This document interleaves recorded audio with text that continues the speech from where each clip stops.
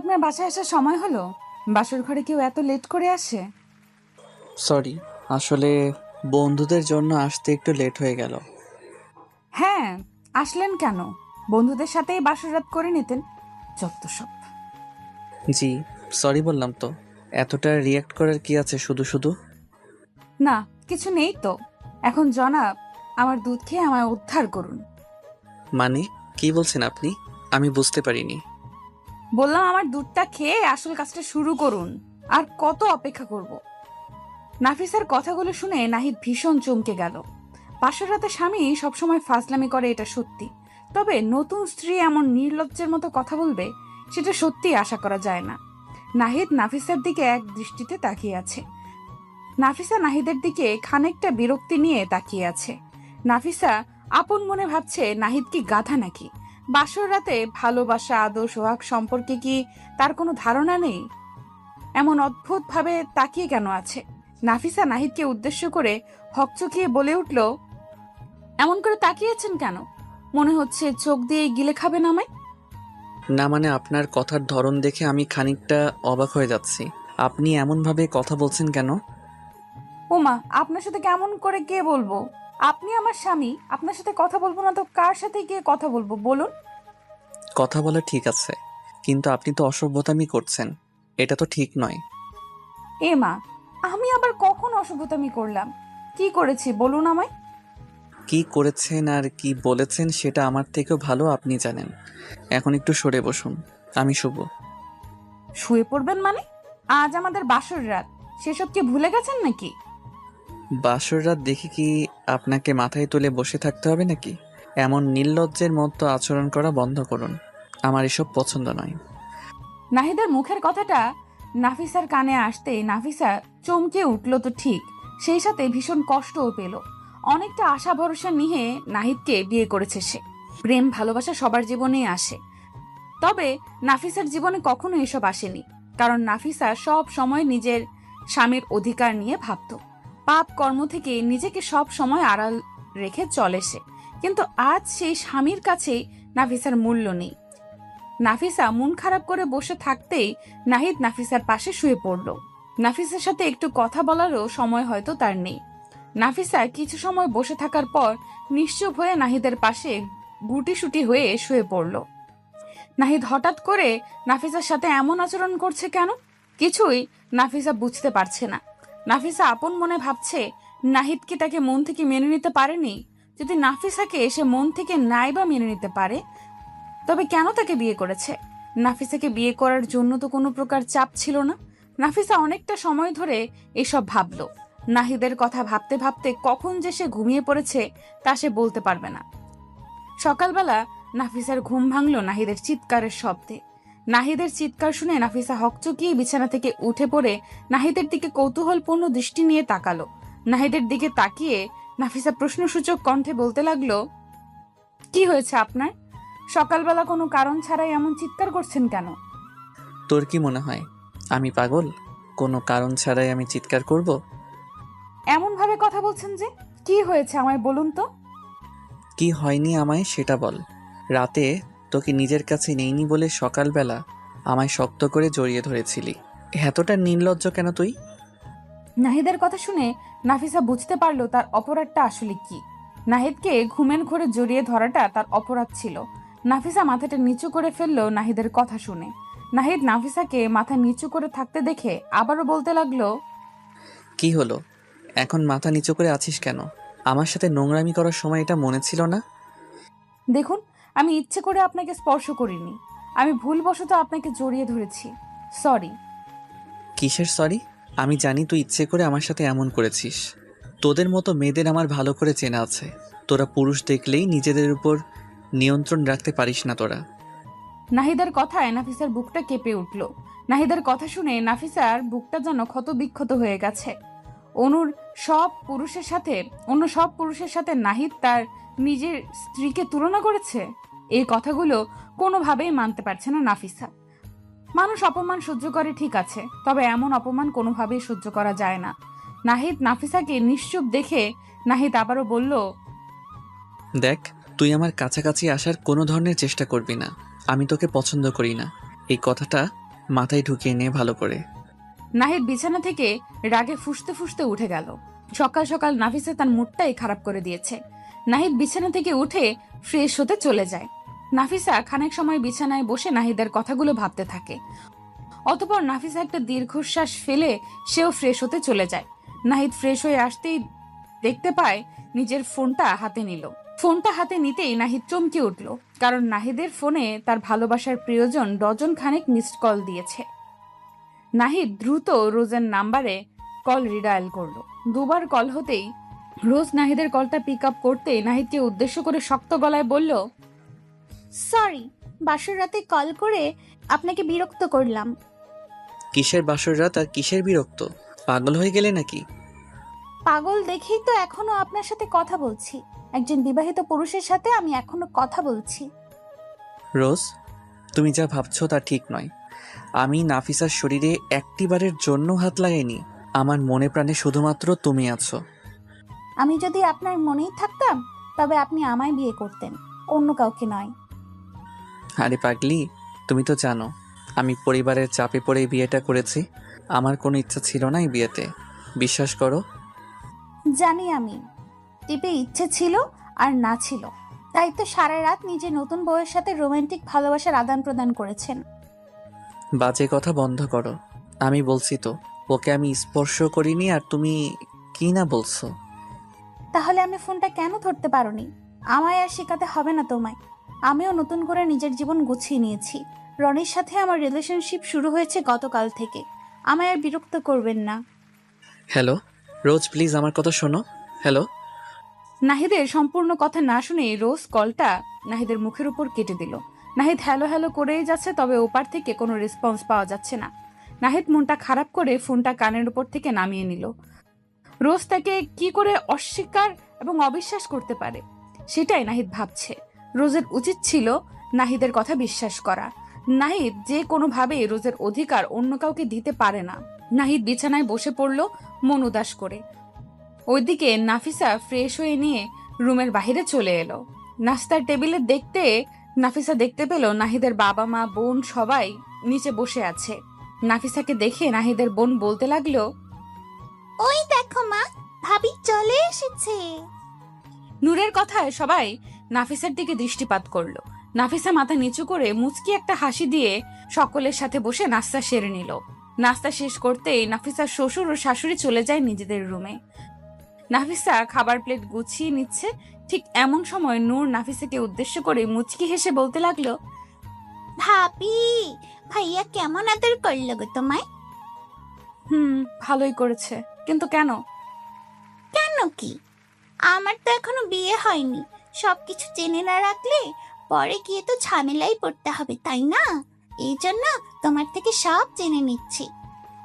সব জেনে রাখাটা ঠিক আছে, তবে একটা কথা আমি তোমায় পার্সোনালি বলতে চাই। কথাটা হলো, স্বামীর বাড়ির সব থেকে কাছের লোকটা হলো তোমার স্বামী, আর সব থেকে দূরের লোকটাও ঠিক সেই তোমার স্বামী।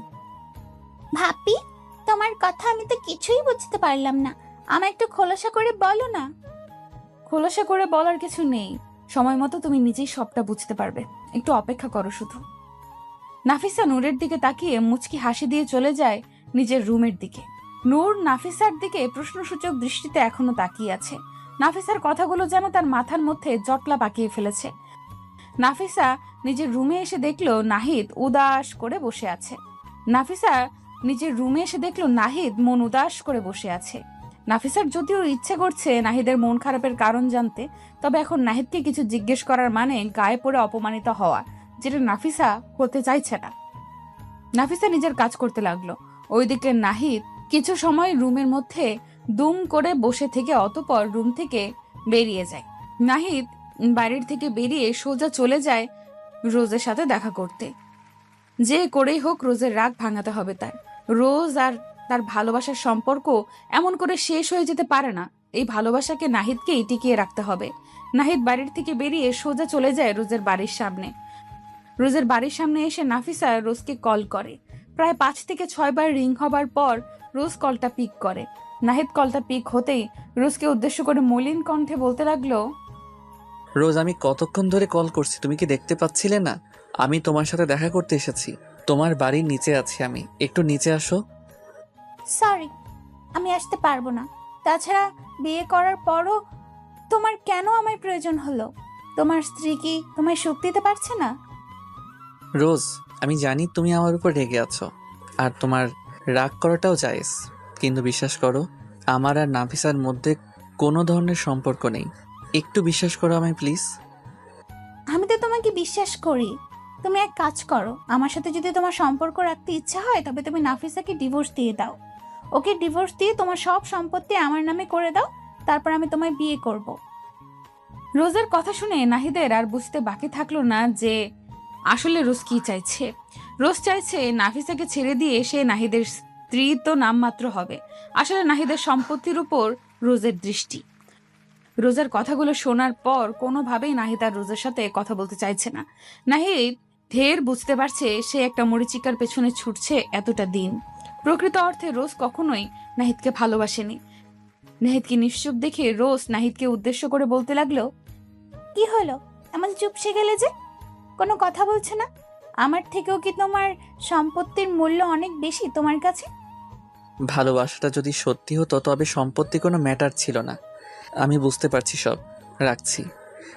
নাহিদ ফোনটা কেটে দিয়ে ফোনটা রাস্তার পাশে ছুঁড়ে মারলো। নিজেকে ভীষণ অপরাধী মনে হচ্ছে তার। একটা মানুষ ভালোবাসার নামে দিনের পর দিন তাকে ঠকিয়ে গেছে, আর নাহিদ সেই প্রতারকের কথা ভেবে সেই প্রতারকের জন্য নিজেকে কষ্ট দিয়েছে। একটা নির্দোষ মেয়ের সাথে বাজে ব্যবহার করেছে নাহিদ। নিজের উপর নিজের ঘৃণাবোধ কাজ করছে তার। নাহিদের চোখের কোণে নোনা জল এসে জমা হলো। কয়েক ফোঁটা নোনা জল এক পলকেই পড়ে যায় মাটিতে। এই চোখের জল রোজের জন্য নয়, বরং এই চোখের জল নিজেকে ধিক্কার দিতে এসেছে। নাহিদ রোজের বাড়ির থেকে সোজা নিজের বাড়ি চলে এলো। বাড়ি ফিরতেই নাহিদ নিজের রুমে চলে এলো।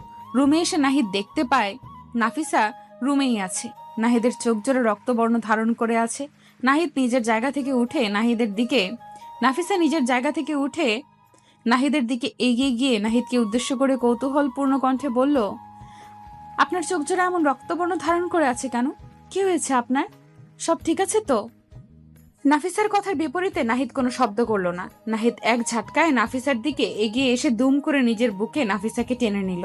নাফিসাকে বুকে নিয়ে শক্ত করে জড়িয়ে ধরল নাহিদ। নাহিদের এমন কাজে নাফিসা ভীষণ চমকে যায়। নাফিসার কাছে এসব যেন স্বপ্ন মনে হচ্ছে। নাফিসা তো নিজের স্বামীর কাছে একটু ভালোবাসাই প্রত্যাশা করেছে। আজ তার স্বামী তাকে নিজের বুকে নিয়ে ভালোবাসার পরশ দিচ্ছে। নাফিসা নিশ্চুপ হয়ে একটা ঘুরে চলে যায়। নাহিদ নাফিসাকে শক্ত করে জড়িয়ে ধরে নাফিসার কানের কাছে মুখ এগিয়ে নিয়ে গিয়ে ফিসফিস করে নাফিসাকে উদ্দেশ্য করে বলতে লাগলো, ভালোবাসি তোমায়, অনেক ভালোবাসি। আমায় কখনো ছেড়ে যেও না প্লিজ। আমি অনেক বাজে ব্যবহার করেছি তোমার সাথে, ওই সবের জন্য আমায় ক্ষমা করে দাও তুমি। এসব কি বলছেন আপনি? স্ত্রীর কাছে স্বামীর কোনো অপরাধ থাকতে পারে না। না, থাকতে পারে। আমি তোমার সাথে অনেক অন্যায় করেছি, আমায় ক্ষমা করে দাও। ক্ষমা করতে পারবো না, তবে ভালোবাসা দিতে পারবো, সেটাও মন ভরে। চলবে তো? নাফিসার কথাটা শেষ হতেই নাহিদ যেন আরো শক্ত করে নাফিসাকে নিজের বুকের সাথে লেপ্টে নিল। নাহিদ আছে নিজের সমস্ত ভুলগুলো বুঝতে পেরেছে। নাহিদ বুঝতে পেরেছে সে একটা মরিচিকার পেছনে ছুটে নিজের সত্যিকারের ভালোবাসাকে তুচ্ছ তাচ্ছিল্য করেছে। আসলে নাফিসাই তার জীবনের সত্যিকারের ভালোবাসা। নাহিদ আর চাইছে না নিজের স্ত্রীকে ঠকাতে, আর চাইছে না নিজের থেকে দূরে নিজের স্ত্রীকে রাখতে। ভালোবাসায় সিক্ত হয়ে যেতে চাইছে দুটি হৃদয়। নাফিসা নিজের ভালোবাসার প্রিয় মানুষটির বুকে মাথা দিয়ে পরম শান্তি নিতে পেরে নিজেকে যেন আরো ধন্য মনে করতে লাগলো। এই যে মিস্টার, আপনার হাত সাবধানে রাখুন। কেন গো, আমার হাত আবার তোমার কি ক্ষতি করলো? আপনার হাত এসে বারবার আমার কোমর স্পর্শ করছে, এসবের মানে কি? এসবের মানে বোঝো না? তাছাড়া আমার হাত আপনার কোমর স্পর্শ করলে সেটাতে আমার কি দোষ? আপনার কি দোষ মানে? আমার কোমর স্পর্শ করে বলছেন আপনার কোনো দোষ নেই? না তো, আমি আপনার কোমর স্পর্শ করলেও কি আমার মনের মধ্যে তো আর কোনো পাপ নেই? Shut up! রাস্তাঘাটে মেয়ে দেখলে লুচ্চামি করতে ইচ্ছে করে, তাই না? হয়তো তাই করে। বাই দ্য ওয়ে, আমার স্পর্শে আপনার ভিতরে কেমন অনুভূতি জাগালো সেটা তো বললেন না মিস। এটা যদি পাবলিক প্লেস না হতো না, বিশ্বাস করুন আপনার এই অসভ্যতামের সঠিক জবাব আমি নিজেই দিয়ে দিতাম। তাই নাকি? তাহলে বলুন কোথায় আসতে হবে? আমার স্পর্শ পাওয়ার পর সব নারী এমন পাগল হয়ে যায়, বারবার চায় আমার স্পর্শ। পায় আল্লাহ, কোথায় যাব আমি? স্টুপিড! কলেজ ক্যাম্পাসের সামনে অধরার কোমর স্পর্শ করে নোংরামি করে অয়ন। অয়নের এমন নোংরামি দেখে রাগে ফুঁসতে থাকে অধরা। কলেজের ভিপি যদি এমন নোংরামি কাজ করে ক্যাম্পাসের মধ্যে তবে সেটা কোনোভাবেই সুখকর ব্যাপার নয়। অধরা অয়নকে চোখ রাঙানি দিয়ে ক্যাম্পাস থেকে বেরিয়ে বাড়ির উদ্দেশ্যে রওনা দিল। অধরার সারা শরীর রাগে জ্বলে যাচ্ছে। একটা ছেলে এতটা নোংরা মানসিকতার কেমন করে হতে পারে, সেটাই তো ভাবছে অধরা। পুরো কলেজের সকল স্টুডেন্টের সামনে অয়ন এমন একটা কাজ করেছে, অধরার চোখ থেকে জল চলে আসছে প্রায়। অয়ন তাকে স্পর্শ করেছে বলে নয়, বরং অয়নকে তার উচিত জবাব দিতে না পেরে অধরার চোখে জল আসছে। অধরা চলে যেতেই অয়ন দাঁত বের করে পাগলের মতো হাসতে লাগলো। অয়নের বন্ধু অভি এসে অয়নকে উদ্দেশ্য করে কৌতূহলপূর্ণ কণ্ঠে বলল, কিরে দোষ, তুই এমন করে হাসছিস কেন? কি হয়েছে? আরে তেমন কিছু না, ছাড়ো তো এইসব। এখন বল, তোর মুখের উপর হঠাৎ করে 12টা কেন বেজে আছে? কি হয়েছে? আর বলিস না, গতকাল কলেজে তুই যে মেয়েটাকে টিজ করেছিস সেই মেয়েটা প্রিন্সিপালের কাছে নালিশ করেছে তোর নামে। প্রিন্সিপাল তোকে জরুরি অফিস রুমে দেখা করতে বলেছে। আহ, ওকে মেয়ে বলে ডাকিস নে পাগলা, ওটা তোর ভাবি হয়। ভাবি, যাই দেখে আসি আমার হবু বউটা আমার নামে কি কমপ্লেন করে আসলো। অয়ন অভির থেকে বিদায় নিয়ে প্রিন্সিপালের রুমে চলে আসে। প্রিন্সিপালের রুমে আসতেই প্রিন্সিপাল কড়া কণ্ঠে অয়নকে শাসিয়ে দেয়। অধরা অয়নের নামে ইফটিজিং এর অভিযোগ করেছে। অয়ন অধরার অভিযোগটা শুনে ভীষণ অবাক হয়, কারণ হবু বউকে একটু টাচ করলে কি সেটা ইফটিজিং হয়? অয়ন তো মনে প্রাণে অধরাকে নিজের স্ত্রী বলেই মেনে নিয়েছে, এখন শুধু অধরার মানা বাকি। অয়ন প্রিন্সিপালের বকা খেয়ে কলেজ থেকে সোজা বাড়ি চলে আসে। বিকেলে আবার অধরার বাড়ির সামনেই আড্ডা মারতে যেতে হবে, ওখানে লেট করে যাওয়া একদমই চলবে না। অয়ন বাড়ি আসতে অয়নের মা অয়নকে উদ্দেশ্য করে বলল, অয়ন, আজকাল কখন বাড়ি ফিরিস আর কখন বাহিরে যাস কোনো কিছুই তো আমাদের বলে যাস না, এটা কি উচিত? আরে মা, আমি কি এখনো ছোট বাচ্চা আছি নাকি? আমায় নিয়ে এত ভয় কেন পাও তোমরা? সত্যি আমি বুঝি না। বুঝবি কেমন করে? যেদিন সন্তানের বাবা হবি সেই দিনই বুঝবি মা বাবা চিন্তা কেন হয়। ওকে মা, হয়েছে, আর কখনো না বলে কোথাও যাব না আমি। এবার ঠিক আছে? ফ্রেশ হয়ে আয়, আমি খাবার দিচ্ছি। ওকে, এখনই আসছি। অয়ন ফ্রেশ হয়ে এসে খাবার খাচ্ছে আর আপন মনে অধরার কথা ভাবছে। অধরার সাথে এতটা বাজে ব্যবহার করার পরেও মেয়েটা অয়নের উপর হাত তুলছে না, কেন তুলছে না? তবে কি অয়নকে সে পছন্দ করে? না, মুখে মুখে তো অয়নকে সহ্য করতেই পারে না অধরা, তাহলে পছন্দ করবে কেমন করে? অয়ন খাবার শেষ করে খানেক সময় রেস্ট করে বাড়ি থেকে বেরিয়ে সোজা চলে যায় অধরার বাড়ির সামনে। অধরার বাড়ির সামনে এসে অয়ন অধরার জন্য অপেক্ষা করছে। রোজ এই সময় অধরা বাড়ি থেকে বাইরে বের হয়। অয়ন খানেক সময় অপেক্ষা করতেই অধরা নিজের বাড়ি থেকে বেরিয়ে এলো। অয়ন প্রতিদিনের মতো ঠিক অধরার পেছন পেছন চলতে লাগলো। অধরা অয়নকে দেখতে পেয়ে ভীষণ বিরক্তি বোধ করছে। অয়ন পেছন থেকে অধরাকে উদ্দেশ্য করে মৃদু কণ্ঠে বলতে লাগলো, কি হলো জনাবা, এত চুপ কেন? আজ বুঝি আর ঝাড়ি দিবেন না? দেখুন, আমি আপনার সাথে কথা বলতে চাই না, তারপরও কেন আমায় বিরক্ত করছে? কি চাই আপনার? যা চাই তাই দিবেন? যদি আমার সাধ্যের মধ্যে থাকে তবে অবশ্যই চেষ্টা করব। আমার তো টাকা পয়সার প্রয়োজন নেই, শুধু আপনার ভালোবাসার প্রয়োজন। এটা দিয়ে দাও, আমি আর কোনো ধরনের ফাইজলামি করব না, প্রমিস। অয়নের কথাটি শুনে অধরা তাচ্ছিল্যকর একটা হাসি দিয়ে ফেলল। অয়ন অধরার হাসির শব্দ শুনে ভীষণ অবাক হয়ে যায়। অয়ন অধরাকে আবারও বলতে লাগলো, কি হলো, হঠাৎ করে হাসছো কেন? আমি কি কোনো জোকস বলেছি? আমার থেকে ভালোবাসা চাইতে আপনার একটু লজ্জা করলো না? মানে কি ভাবেন আপনি নিজেকে? আপনার এই অত্যাচার সহ্য করছি বলে কি আপনার সব কথা আমি নীরবে মেনে নেব? আপনাকে ভালোবাসার কথা আমি কখনো ভাবতেও পারি না। আপনি একটা ওয়েট, তোমার ভাবনার কথা আমি জানতে চাইনি। যতদিন আমায় ভালোবাসা না দিবে ততদিন এই অয়ন চৌধুরীর রোমান্টিক অত্যাচার সহ্য করতে হবে। তোমার সাথে ভালোভাবে কথাই বলা যায় না। আপনাকে কথাও কেউ বলতে বলেনি, আর না বলেছে বিরক্ত করতে। প্লিজ আমায় আর জ্বালাতন করিয়েন না। তোমার এই মিষ্টি কথায় চিরা ভিজবে না, আমি তো জ্বালাবোই, আরো বেশি করে জ্বালাবো। অয়ন কথাটি শেষ করতেই অধরার হাত ধরে ফেলল। অধরা কিছুতেই বুঝতে পারল না অয়ন হাত ধরতেই অধরা অয়নের হাত থেকে নিজের হাতকে ছাড়িয়ে নিতে চেষ্টা করলো। তবে অয়ন বেশ শক্ত করে অধরার হাত চেপে ধরেছে, যার ফলে অধরা কোনোভাবেই অয়নের হাতের মুঠো থেকে নিজের হাত ছাড়াতে পারছে না। অধরার মেজাজটা ভীষণ খারাপ হয়ে যায়। অধরার রাগে গজগজ করতে করতে একটা সজোরে হ্যাচকা টান দিয়ে নিজের হাত জোড়া অয়নের হাত থেকে ছাড়িয়ে নিল। অয়ন অধরাকে কিছু বলতে যাবে তার আগেই অধরা ভীষণ কর্কশ কণ্ঠে অয়নকে উদ্দেশ্য করে বলল, দেখুন অয়ন, আমি চাই না পাবলিক প্লেসে আপনার সাথে কোনো খারাপ কিছু করতে। দয়া করে নিজের সম্মানটা বজায় রাখুন। আমায় আর একবার যদি আপনি কোনোভাবে বিরক্ত করেন তো আমি সত্যি বলছি তারপর যা হবে তার জন্য আমি দায়ী থাকবো না। অধরার কথাটা শুনে অয়নও কিছু একটা ভেবে অধরার পেছন থেকে সরে গেল। অয়ন চলে যেতেই অধরা একটা শান্তির নিঃশ্বাস ফেললো। কতক্ষণ আর এমন টর্চার সহ্য করা যায় বলুন? অধরারও ধৈর্যের বাঁধ আছে, আর যখন সেই ধৈর্যের বাঁধ ভেঙে যায় তখন আর মাথা কাজ করে না। অয়ন চলে যেতেই অধরা নিজের গন্তব্যে চলতে লাগলো। কিছু দূর এগিয়ে যেতেই অধরা দেখতে পায় রাস্তাটা কেমন যেন নীরব হয়ে গেছে, আশেপাশে কাউকে দেখাও যাচ্ছে না।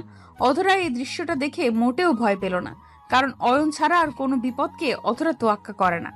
অধরা আপন মনে হাঁটতে লাগলো। অধরা হাঁটছে আর অনুভব করছে কেউ একজন আছে যে কিনা অধরাকে এখনো ফলো করছে। তবে কে এসে সেটা অধরা বুঝতে পারছে না।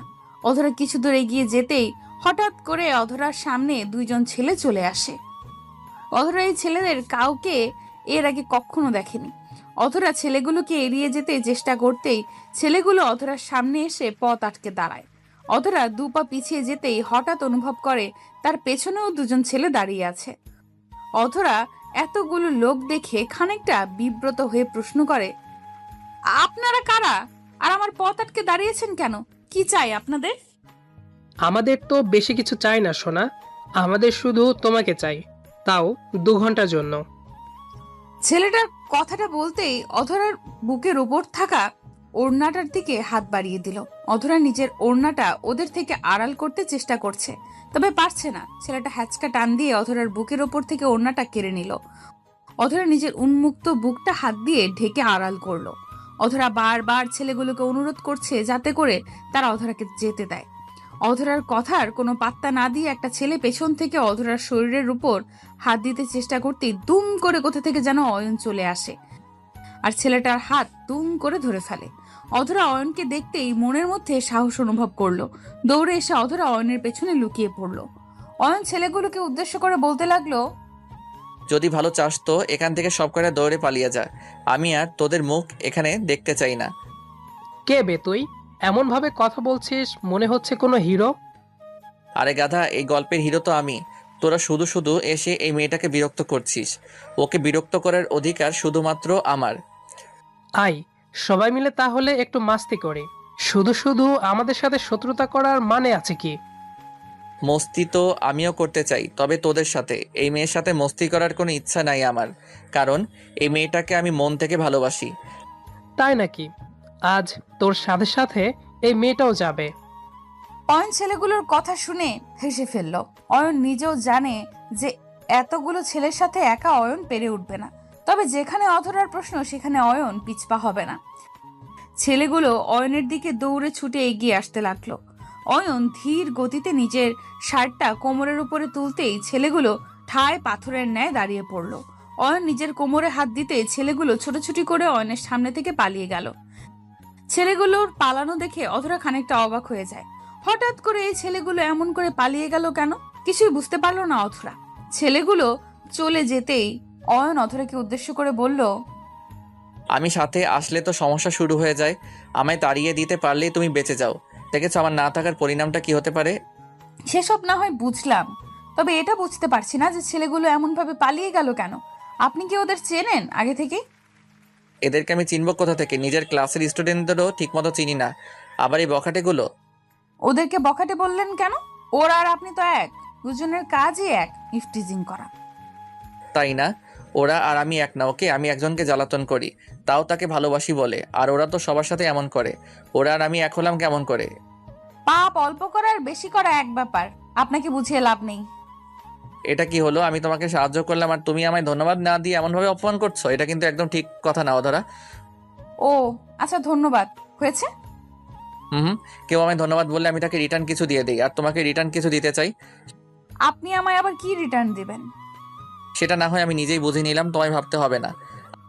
অয়ন কথাটা বলতেই অধরার দিকে এগিয়ে এলো। অধরা অয়নের দিকে এক দৃষ্টিতে তাকিয়ে আছে। অধরা বোঝার চেষ্টা করছে অয়ন কি করতে চলেছে। অয়ন অধরাকে বেশি সময় দিল না। দুম করে অধরার গালের উপর নিজের হাত জোড়া চেপে ধরল। অধরার গালে চুমু পড়তেই অধরা চোখ জোড়া ছানা বড়া হয়ে যায়। অয়ন অধরার গালে চুমু খেয়ে অধরাকে বাই বলে দ্রুত চলে যায়। অধরা নিজের গালের উপর হাত জোড়া রেখে অবাক হয়ে ঠায় দাঁড়িয়ে থাকলো। অয়ন অধরার সামনে আর দাঁড়ালো না, কারণ অয়ন জানে এরপর অধরার রিয়াকশনটা দেখার মতো হবে। আর অয়ন কোনোভাবেই চায় না মুডটা খারাপ করতে, তাই খানিকটা পালিয়েই গেল অয়ন। অধরা বাড়ি আসার পর থেকে কেন জানি নিজের অজান্তেই বারবার অয়নের কথা ভাবতে লাগলো সে। অয়নের প্রতি হঠাৎ করে এতটা ভালো লাগা কেমন করে জন্মালো তার, এর উত্তরটা অজানা হয়ে আছে। 2 দিন ধরে অয়ন আর অধরার কোনো দেখা হয়নি, আর না হয়েছে কোনো কথা। অধরাও এই 2টি দিন অয়নকে না দেখতে পেয়ে, অয়নের সাথে কথা না বলতে পেরে মনমরা হয়ে গেছে। কোনো কাজেই তার মন বসছে না। বারবার অয়নের ফাজলামি ইফটিজিং গুলো মিস করছে সে। ছেলেটা তো আর কারোর সাথে এমন করে না, শুধু তো অধরার সাথেই এমন করে। অধরা অয়নের মাঝে নিজের ভালোবাসাকে খুঁজতে লাগলো। 2 দিন পর হঠাৎ করে অধরার বাড়ির কলিং বেলটা বেজে উঠল।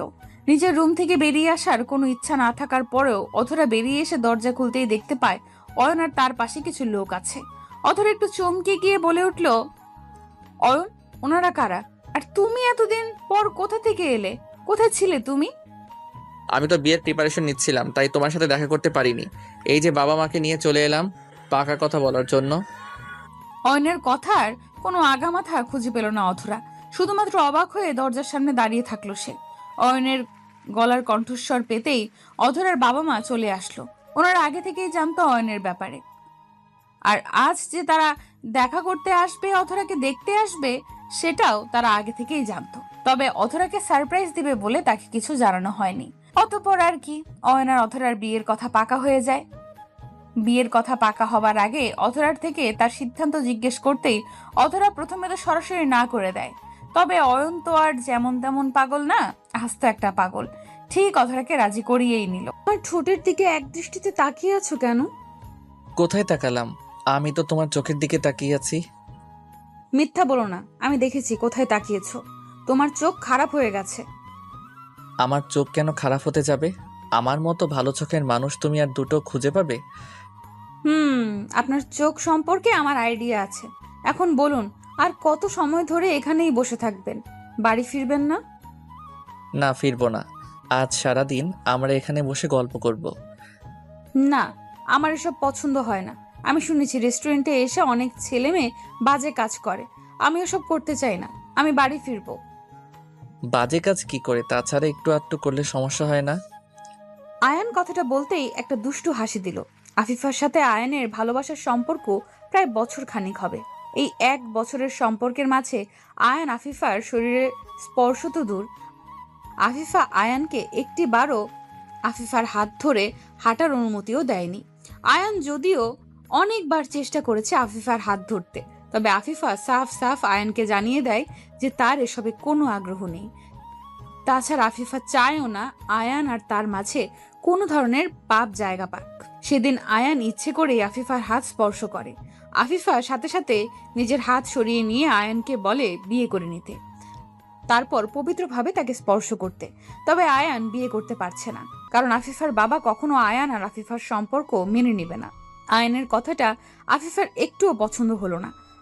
আফিফা আয়ানের দিকে অগ্নি দৃষ্টিতে তাকাতেই আয়ান একটা মুচকি হাসি দিয়ে আফিফাকে উদ্দেশ্য করে বলল, আরে পাগলি, মজা করছিলাম। তুমি জানো না আমি কেমন?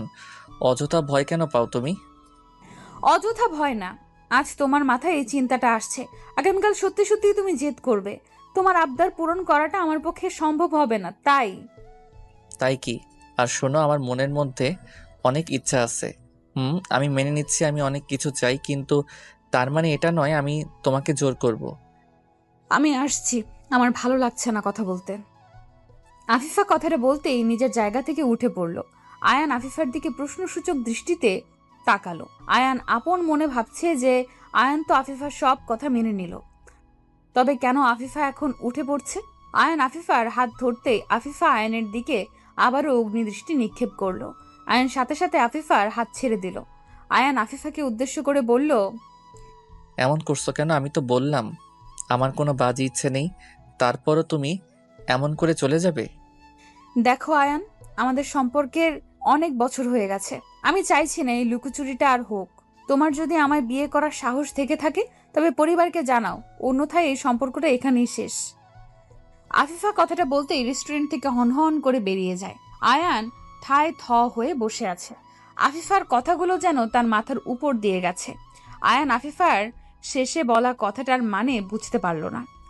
আফিফার কথাটা যেন আয়ানের বুকের মধ্যে তীব্র আঘাত করলো। আফিফার সাথে আজকের পর থেকে আয়ানের কোনো সম্পর্ক থাকবে না। এটা শোনার পর আয়ানের চোখের পাতা যেন ভারী হয়ে এলো। আয়ান অনেকভাবে চেষ্টা করেছে আফিফার পরিবারকে মানিয়ে আফিফাকে বিয়ে করতে, তবে আফিফার বাবা সরাসরি আয়ানকে তার মেয়ের জীবন থেকে সরে যেতে বলেছে। আর আজ আফিফাও সেটাই বলল। আয়ানের বুকের মাঝে যেন পাহাড় সমান কষ্ট এসে জমা হলো। আয়ান কিছু সময় আফিফার কথা ভাবার পর নিজের জায়গা থেকে উঠে পড়ল। ভালোবাসায় বিশ্বাস থাকা জরুরি। যেই ভালোবাসায় বিশ্বাস নেই সেই ভালোবাসা থাকার থেকে না থাকাই উত্তম। আয়ান রেস্টুরেন্ট থেকে বেরিয়ে সোজা নিজের বাড়ি চলে আসে। বাড়ি আসতেই আয়ান দেখতে পায় তার মা বাবা তৈরি হচ্ছে, হয়তো কোথাও যাবেন তারা। আয়ান সেই দিকে না তাকিয়ে নিজের রুমের দিকে চলতে লাগলো। আয়ানকে চলে যেতে দেখে তার মা পেছন থেকে আয়ানকে উদ্দেশ্য করে বলল, কিরে, কোথায় ছিলি সারাদিন? তোকে ফোন করেও পাওয়া যায় না আজকাল। না মা, আসলে একটু বাইরে ছিলাম, তাই আর কি। আচ্ছা শোন, আমি আর তোর বাবা মিলে একটা মেয়েকে দেখতে যাচ্ছি, তুই বাড়িতেই থাকিস, ঠিক আছে? একটা মেয়েকে দেখতে যাচ্ছ মানে? কোন মেয়েকে দেখতে যাচ্ছ? আরে তোকে তো বলা হয়নি, তোর বাবার বন্ধুর মেয়েকে দেখতে যাচ্ছি। মেয়েটা মাশাআল্লাহ অনেক ভালো আর দেখতেও সুন্দরী, তোর ভীষণ পছন্দ হবে। বাহ, আমায় না জানিয়ে তোমরা আমার জন্য মেয়ে দেখতে যাচ্ছ? ভালো মতো ব্যাপারটা শোনো মা, আমি এখন বিয়ে করতে পারবো না, আমার সমস্যা আছে। তোর কোনো কথাই আমি শুনবো না। সে 2 বছর ধরে বলছিস, আজ না পরে পরে। আমাদেরও তো ইচ্ছে করে নাতি নাতনি নিয়ে খেলা করার। দেখো, আমি আমার কথা বলে দিয়েছি, আমি এখন বিয়ে করতে পারবো না, এটাই হচ্ছে ফাইনাল। আয়ান কথাটা শেষ করতেই হনহন করে নিজের রুমে চলে যায়। আয়ানের কথা শুনে তার বাবা মায়ের মুখ শুকিয়ে যায়। তারা অনেক আশা নিয়েছিল যে আয়ানের জন্য তাদের পছন্দ করা মেয়েকে আনবে, কিন্তু আয়ান তো সরাসরি না করে দিল। তাছাড়া আয়ানের বাবা মায়ের পছন্দ করা মেয়েটা দেখতেও বেশ সুন্দরী, তাই আয়ানের পছন্দ তার বলার অপেক্ষায় রাখে না। কিন্তু আয়ান তাদের সব আশাকে এক ঝটকায় শেষ করে দিল। আয়ান নিজের রুমে এসে মন খারাপ করে বসে আছে। কোনো কিছুতেই মন লাগছে না তার। মুখের মধ্যে তীব্র ব্যথা করছে আয়ানের। আফিফার কথা ভীষণ করে মনে পড়ছে তার। আয়ান কিছু সময় বিছানায় বসে থাকতে হঠাৎ করে আয়ানের ফোনে কল চলে এলো। আয়ান বেশ দ্রুত নিজের ফোনটা বের করতে চেষ্টা করলো। আয়ান ভাবছে হয়তো আফিফা কল করেছে। আয়ান পকেট থেকে ফোনটা বের করে হাতে নিতেই ফোনের স্ক্রিনে তাকায়। ফোনের স্ক্রিনে তাকাতে আয়ানের ঠোঁটের ওপর থেকে হাসির ঝলকটা উধাও হয়ে যায়। আয়ান যা ভেবেছে তেমন কিছু না। আয়ানের ফোনে কল এসেছে, তবে সেটা আফিফা করেনি, আয়ানের এক বন্ধু করেছে। আয়ান কলটা পিক করতেই ওপার থেকে রনি আয়ানকে উদ্দেশ্য করে বলল, কিরে মামা, সারাদিন কোথায় থাকিস তুই? তোকে কল করেও পাওয়া যায় না। কোথায় আবার? বাড়িতেই থাকি। আসলে আমি একটু বিজি থাকি, তাই কলটা পিক করতে পারিনি। কেন কল করেছিস? কিছু বলবি নাকি? এটা আবার কেমন ধরনের কথা আয়ান? আমি তোকে কোনো প্রয়োজন ছাড়া কল করতে পারি না বুঝি? না, তো পারিস, তবে কোনো প্রয়োজন আছে বলেই তো এত কল করেছিস। প্রয়োজন বলতে তোর খোঁজ নিতেই কল করেছিলাম আর কি। আচ্ছা যাক, বাদ দে। আচ্ছা মামা, আফিফার কি খবর? কথা হয় তোর সাথে? আর কথা, যাকে নিজের জীবনের থেকেও বেশি ভালোবাসি সে আমায় বিশ্বাস করতে পারছে না, আমায় অবিশ্বাস করে চলে গেছে। চলে গেছে মানে? কোথায় গেছে? তোদের এতদিনের সম্পর্ক শেষ কিভাবে করে দিতে পারলো? শেষ করে দেয়নি তো, এমন এক শর্ত দিয়েছে যেটা পূরণ করতে পারলে তার সাথে আমার সম্পর্ক থাকবে, আর না হয় থাকবে না। বলিস কি? ভালোবাসায় কি আবার কোনো শর্ত থাকে নাকি? ভালোবাসায় তো শুধুমাত্র ভালোবাসাই থাকে। আমিও তো তাই ভাবতাম, হয়তো আমার ভাবনা ভুল ছিল, তাই তো ছেড়ে চলে গেছে। আচ্ছা মামা, আমায় একটু পরিষ্কার করে বলতো কি হয়েছে আসল ঘটনা?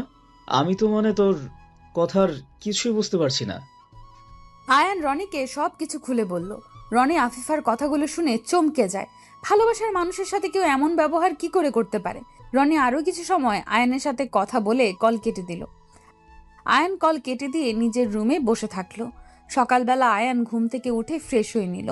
আয়ান ফ্রেশ হয়ে এসে নাস্তা করতেই আয়ানের ফোনে কল চলে এলো।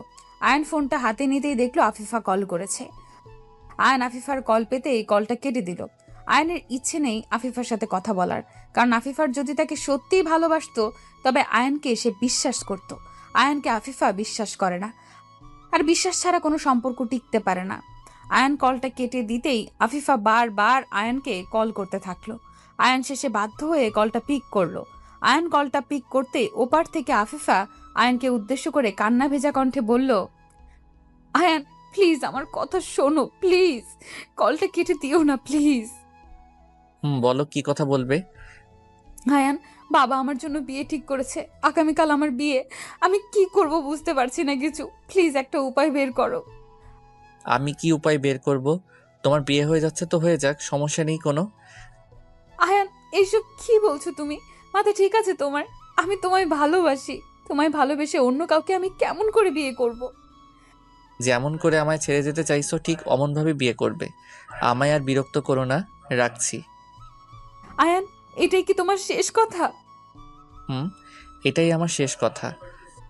যদি এটাই তোমার শেষ কথা হয়ে থাকে তো আমারও শেষ কথা শুনে রাখো। আমি যদি তোমায় আপন করে না পাই তবে এই জীবন আমি রাখবো না। কারোর জন্য কেউ মরে যায় না আফিফা, এটা নিছক মিছে কথা। সবাই বেঁচে থাকে। সবার কথা তো বলতে পারছি না, তবে আমার নিজের কথা বলতে পারছি। সুখবরটা খুব শীঘ্রই পাবে আশা করি। আফিফা কথাটা বলতেই কলটা কেটে দিল। আয়ান আর দ্বিতীয়বার কল করলো না, কারণ আয়ান ভাবছে হয়তো আফিফা মজা করছে তার সাথে। আজ অবধি সবাই বলে প্রিয়জনের জন্য জীবন দিয়ে দিতে পারে, মরে যেতে পারে, তবে সেটা শুধুমাত্র কথার কথা থাকে, সত্যিটা ভিন্ন হয়ে থাকে। আর আয়ান আর কি বা করবে? আফিফার বাবা মাকে অনেকবার সে বোঝাতে চেয়েছে, কিন্তু তারা আয়ানের কোনো কথাই শোনেনি, বরং অপমান করেছে আয়ানকে। আয়ান তবুও আফিফাকে নিয়ে বাঁচতে চেয়েছে, কিন্তু আফিফার তো চিন্তা অন্য কিছুই ছিল। আয়ান নিজের মতো করে বিছানায় বসে আছে। আফিফার বিয়ে অন্য কারোর সাথে হয়ে যাবে, এই কথাটা ভাবতেই আয়ানের কলিজাটা কেঁপে উঠছে। নিজের ভালোবাসার মানুষটিকে অন্যের সাথে সহ্য করতে পারবে না আয়ান। আয়ান আফিফার কথা ভাবতে লাগলো আপন মনে। কিছু সময় আফিফার কথা ভাবতেই আয়ানের রুমে চলে আসে তার মা। আয়ানের মা এসে আয়ানকে উদ্দেশ্য করে শান্ত কণ্ঠে বলল, আয়ান, আমার তোর সাথে কিছু কথা ছিল, তুই কি এখন ফ্রি আছিস?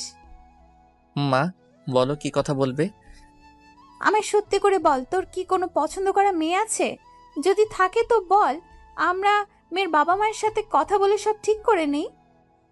মা, আমার কাকে পছন্দ আর কাকে চাই সেসব তো তোমরা জানো।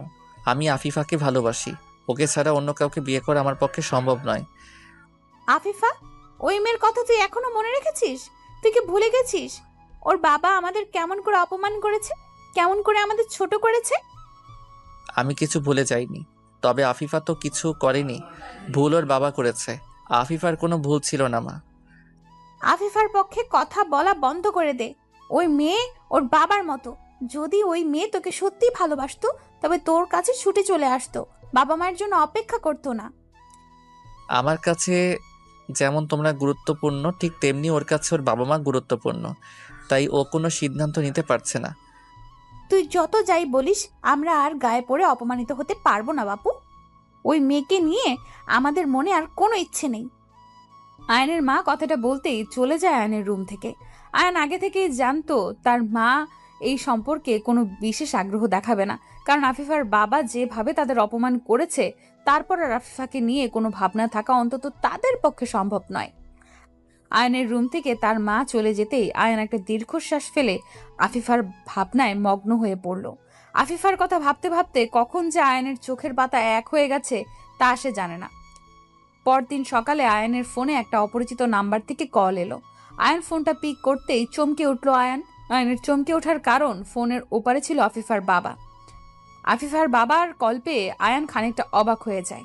আয়ন ফোনটা পিক করতে আফিফার বাবা আয়নকে উদ্দেশ্য করে বলতে লাগলো, আয়ান, কোথায় আছো তুমি? বাসায় আছি মা, কিন্তু কেন আঙ্কেল, কি হয়েছে? আফিফা হাসপাতালে ভর্তি আছে, ওকে দেখতে চাইছে একটু। যদি তুমি একটু আসতে তবে।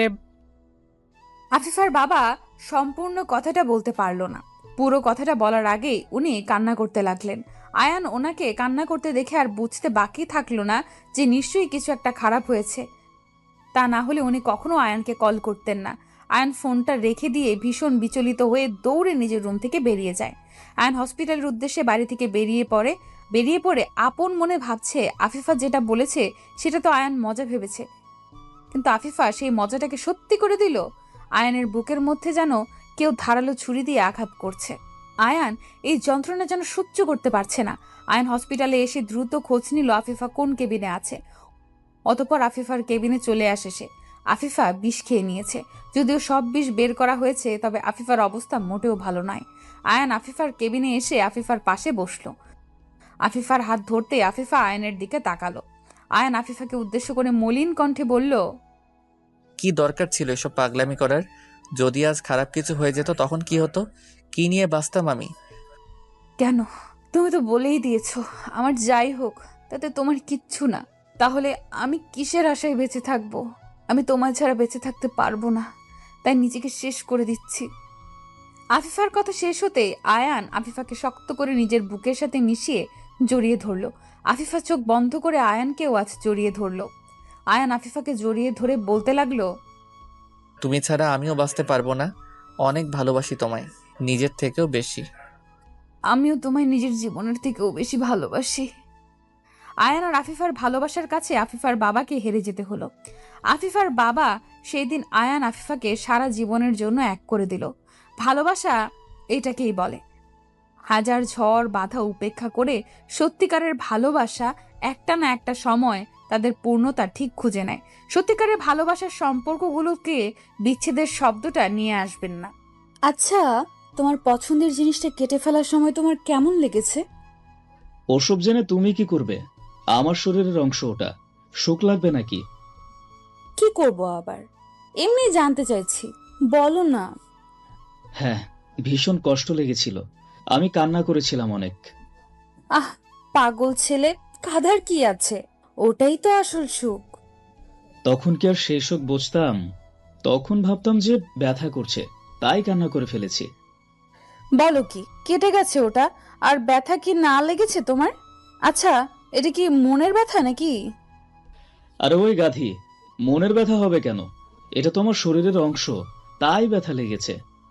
আহাদের বারবার নিজের শরীরের অংশ বলায় নিধি খানিকটা অবাক হয়ে যায়। নিধি কোরবানির পশুর কথা বলছে আহাদকে। আহাদ যখন ছোট ছিল তখন তার পছন্দের একটা পশু ছিল। সেটাকে কোরবানি করার সময় আহাদের ফিলিংস কেমন ছিল তা জানতেই নিধি আহাদকে প্রশ্ন করে। কিন্তু আহাদ তো অন্য কিছুই উত্তর দিচ্ছে। নিধি আহাদকে উদ্দেশ্য করে আবারও বলতে লাগলো, এই পাগলের মতো কি সব বলছো? তোমার শরীরের অংশ একটা পশু কেমন করে হয়? পশু মানে? দাঁড়াও, তুমি এতক্ষণ কি নিয়ে কথা বলছিলে? কি নিয়ে কথা বলছি মানে? আমি কোরবানির পশুর কথা বলছি। তুমি যখন ছোট ছিলে তখন তোমার প্রিয় পশুটাকে কোরবানি করার অনুভূতি জানতে চাইছি। ও শিট, তুমি পশু নিয়ে কথা বলছো আর আমি তো অন্য কিছুই ভেবে বসেছিলাম। সরি গো। তাই মনে করবে? আমি জানি তো তোমার সারাদিন ওসব কথা ছাড়া মাথায় কিচ্ছু আসে না। ধুর পাগলি, তুমি এমন করে বলেছো যে আমি নিজেই তো কনফিউজড হয়ে গেছি, তাই ওই উত্তরটা দিয়েছি আর কি। সরি তো। হয়েছে হয়েছে, এখন সরো, আমি আমার কাজে যাই আর তুমি বাজারে যাও। যে জিনিস নিবে সেসব নিয়ে এসো। এই তো কিছু সময় আগে গরু নিয়ে এলাম, এখন আবার একটু বাজারে যেতে হবে। আগামীকালও তো সময় আছে, আগামীকালই যাই। আগামীকাল? আচ্ছা ঠিক আছে, সে না হয় যাবে। এখন তাহলে রেস্ট করো, আমি একটু রান্নাঘর থেকে ঘুরে আসি। নিধি কথাটা বলতেই আহাদের পাশ থেকে উঠে পড়তে নিল। আহাদ নিধির দিকে তাকিয়ে দুষ্টু হাসি দিল। আহাদের মনের মধ্যে একটা রোমান্টিকতা ভর করে আছে। আহাদের মনের মধ্যে এই রোমান্টিকতা নিধি নিজেই জাগিয়েছে। এখন আহাদের মনকে অশান্ত করে সে কেটে পড়ছে। আহাদ কি এত সহজে নিধিকে যেতে দেবে নাকি? আহাদ দুম করে নিধির হাত ধরে ফেলল। একটা হ্যাচকা টান দিয়ে নিধিকে নিজের দিকে টেনে নিল সে। নিধি আহাদের টানের টাল সামলাতে না পেরে হকচকিয়ে গিয়ে আহাদের বুকের উপর এসে পড়ল। আহাদের বুকের উপর এসে নিধি পড়তেই নিধির চুলগুলো বড্ড এলোমেলোভাবে নিধির মুখের উপর এসে পড়ে। নিধি কিছুই বুঝতে পারছে না। কৌতূহলী হয়ে আহাদের দিকে প্রশ্নসূচক দৃষ্টিতে তাকিয়ে আছে সে। আহাদ নিধির চুলগুলো পরম আবেশে স্পর্শ করলো। সব চুলগুলো ঠিক করে দিয়ে নিধির কানের পেছনে গুজে দিল সে। নিধির দিকে হাস্যোজ্জ্বল মুখে তাকাতেই নিধি নিজের স্বামী আহাদকে উদ্দেশ্য করে বলল, এটা কি হলো? তুমি আমার সাথে এমন করলে কেন? আমি আমার স্ত্রীকে নিজের কাছে আনতে পারবো না নাকি? তুমি কিন্তু দিন দিন বড্ড পাজি হয়ে যাচ্ছ। এমন করলে কিন্তু আমার হাতে মার খেতে হবে তোমায়। ওরে আমার রাগী বউটারে, তোমার রোমান্টিক স্বামীর একটু রোমান্টিকতা তোমার সহ্য হয় না বুঝি? না গো, হয় না। আমার এসব দেখলে গা জ্বালা করে। কাজের কাজ পড়ে আছে আর ওনার রোমান্টিকতা জেগে উঠেছে। গতকাল রাতেও তো আদর করলে, তা মন ভরে নাই বুঝি? না গো, না। আমার ওই অল্প আদরে কখনোই মন ভরে না। আমার আরো বেশি বেশি আদর চাই। তাই আসো, পিঠটা দাও, এক্ষুনি কিল ঘুষি মেরে মেরে আদর দিচ্ছি। তাই দাও, তবু কিছু তো দাও। আমার অনেক কিছু চাই। দেখো, এখন কিন্তু বেশি বেশি করছো তুমি। আমার কাজ আছে, আমায় যেতে দাও। তোমার হৃদ মাঝারে রাখিব, ছেড়ে দেব না। আহাদ কথাটা শেষ করতেই নিধির কোমরের উপর নিজের হাত জোড়া রাখলো। আহাদের হাতের গভীর স্পর্শ পেতেই নিধির সারা শরীর কেঁপে উঠল। আহাদ নিধির কোমরে হাত বুলিয়ে দিয়ে আদর করতে লাগলো। আহাদ সব সময় একদম পাগল হয়ে থাকে নিধিকে আদর করার জন্য। নিধি সবসময় মুখে মুখে বলে আহাদকে যে আদর করতে না, তবে মন থেকে সে আহাদের এমন পাগলামিগুলো ভীষণ রকম চায়। আহাদ নিধির কোমরে হাত বুলিয়ে দিয়ে নিজের গালের সাথে নিধির গাল ঘষতে লাগলো। নিধি নিজের চোখ বন্ধ করে আছে আর মুখ থেকে অস্পষ্টভাবে বলছে যে তাকে ছেড়ে দিতে, তবে আহাদের থেকে নিজেকে ছাড়িয়ে নেওয়ার বিন্দুমাত্র তোড়জোড় নেই তার। আহাদ নিধির গালে, গলায়, ঘাড়ে নিজের ঠোঁটজোড়া ছুঁয়ে দিল। আহাদের ঠোঁটের পরশে নিধির মনের মধ্যে তোলপাড় শুরু হয়ে গেছে। আহাদ একটু একটু করে নিজের হাতটা নিধির নাভির উপর রাখতেই নিধি আহাদের শার্ট খামচে ধরল। আহাদ নিধির রেসপন্স দেখে নিজের মনের উপর আর নিয়ন্ত্রণ রাখতে পারেনি। আহাদ ব্যাকুল হয়ে উঠল নিধির মিষ্টি ঠোঁটের ভালোবাসার পরশ পাওয়ার জন্য। আহাদ নিধির গোলাপের পাপড়ির মতো ঠোঁটজোড়ার দিকে লোভনীয় দৃষ্টিতে তাকিয়ে ধীরে ধীরে নিজের ঠোঁটজোড়া নিধির ঠোঁটের দিকে এগিয়ে দিল। নিধি চোখ বন্ধ করেই আছে আর নিজের স্বামীর ভালোবাসার স্পর্শগুলো অনুভব করে চলেছে। আহাদ আর নিধির ঠোঁট ছুঁই ছুঁই হয়ে আসতেই আচমকা আহাদের রুমের দরজায় কেউ নক করলো। আহাদের একটু ইচ্ছে করছে না নিধিকে ছাড়তে, তাই সে নিচের কাজ চালিয়ে যাচ্ছে। তবে দরজার ওপাশ থেকে বেশি শব্দ আসছে দেখে বাধ্য হয়ে নিধিকে ছাড়তে হলো তার। নিধিকে নিজের বাঁধন থেকে মুক্ত করে দিতেই নিধি চোখ মেলে তাকালো। আহাদের দিকে তাকিয়ে দুষ্টু হাসি দিয়ে নিধি দরজার দিকে চলে গেল। দরজা খুলে দিতেই নিধি দেখতে পায় তার ছোট বোন এসেছে। নিধির ছোট বোন নীলা এসেছে বেড়াতে। নিধি দরজা খুলতেই নীলা নিজের বোনের দিকে তাকিয়ে কৌতূহলী কণ্ঠে বলে উঠল, ভর দুপুরে দরজা বন্ধ করে কি করছিলে আপু? এত সময় লাগলো দরজা খুলতে?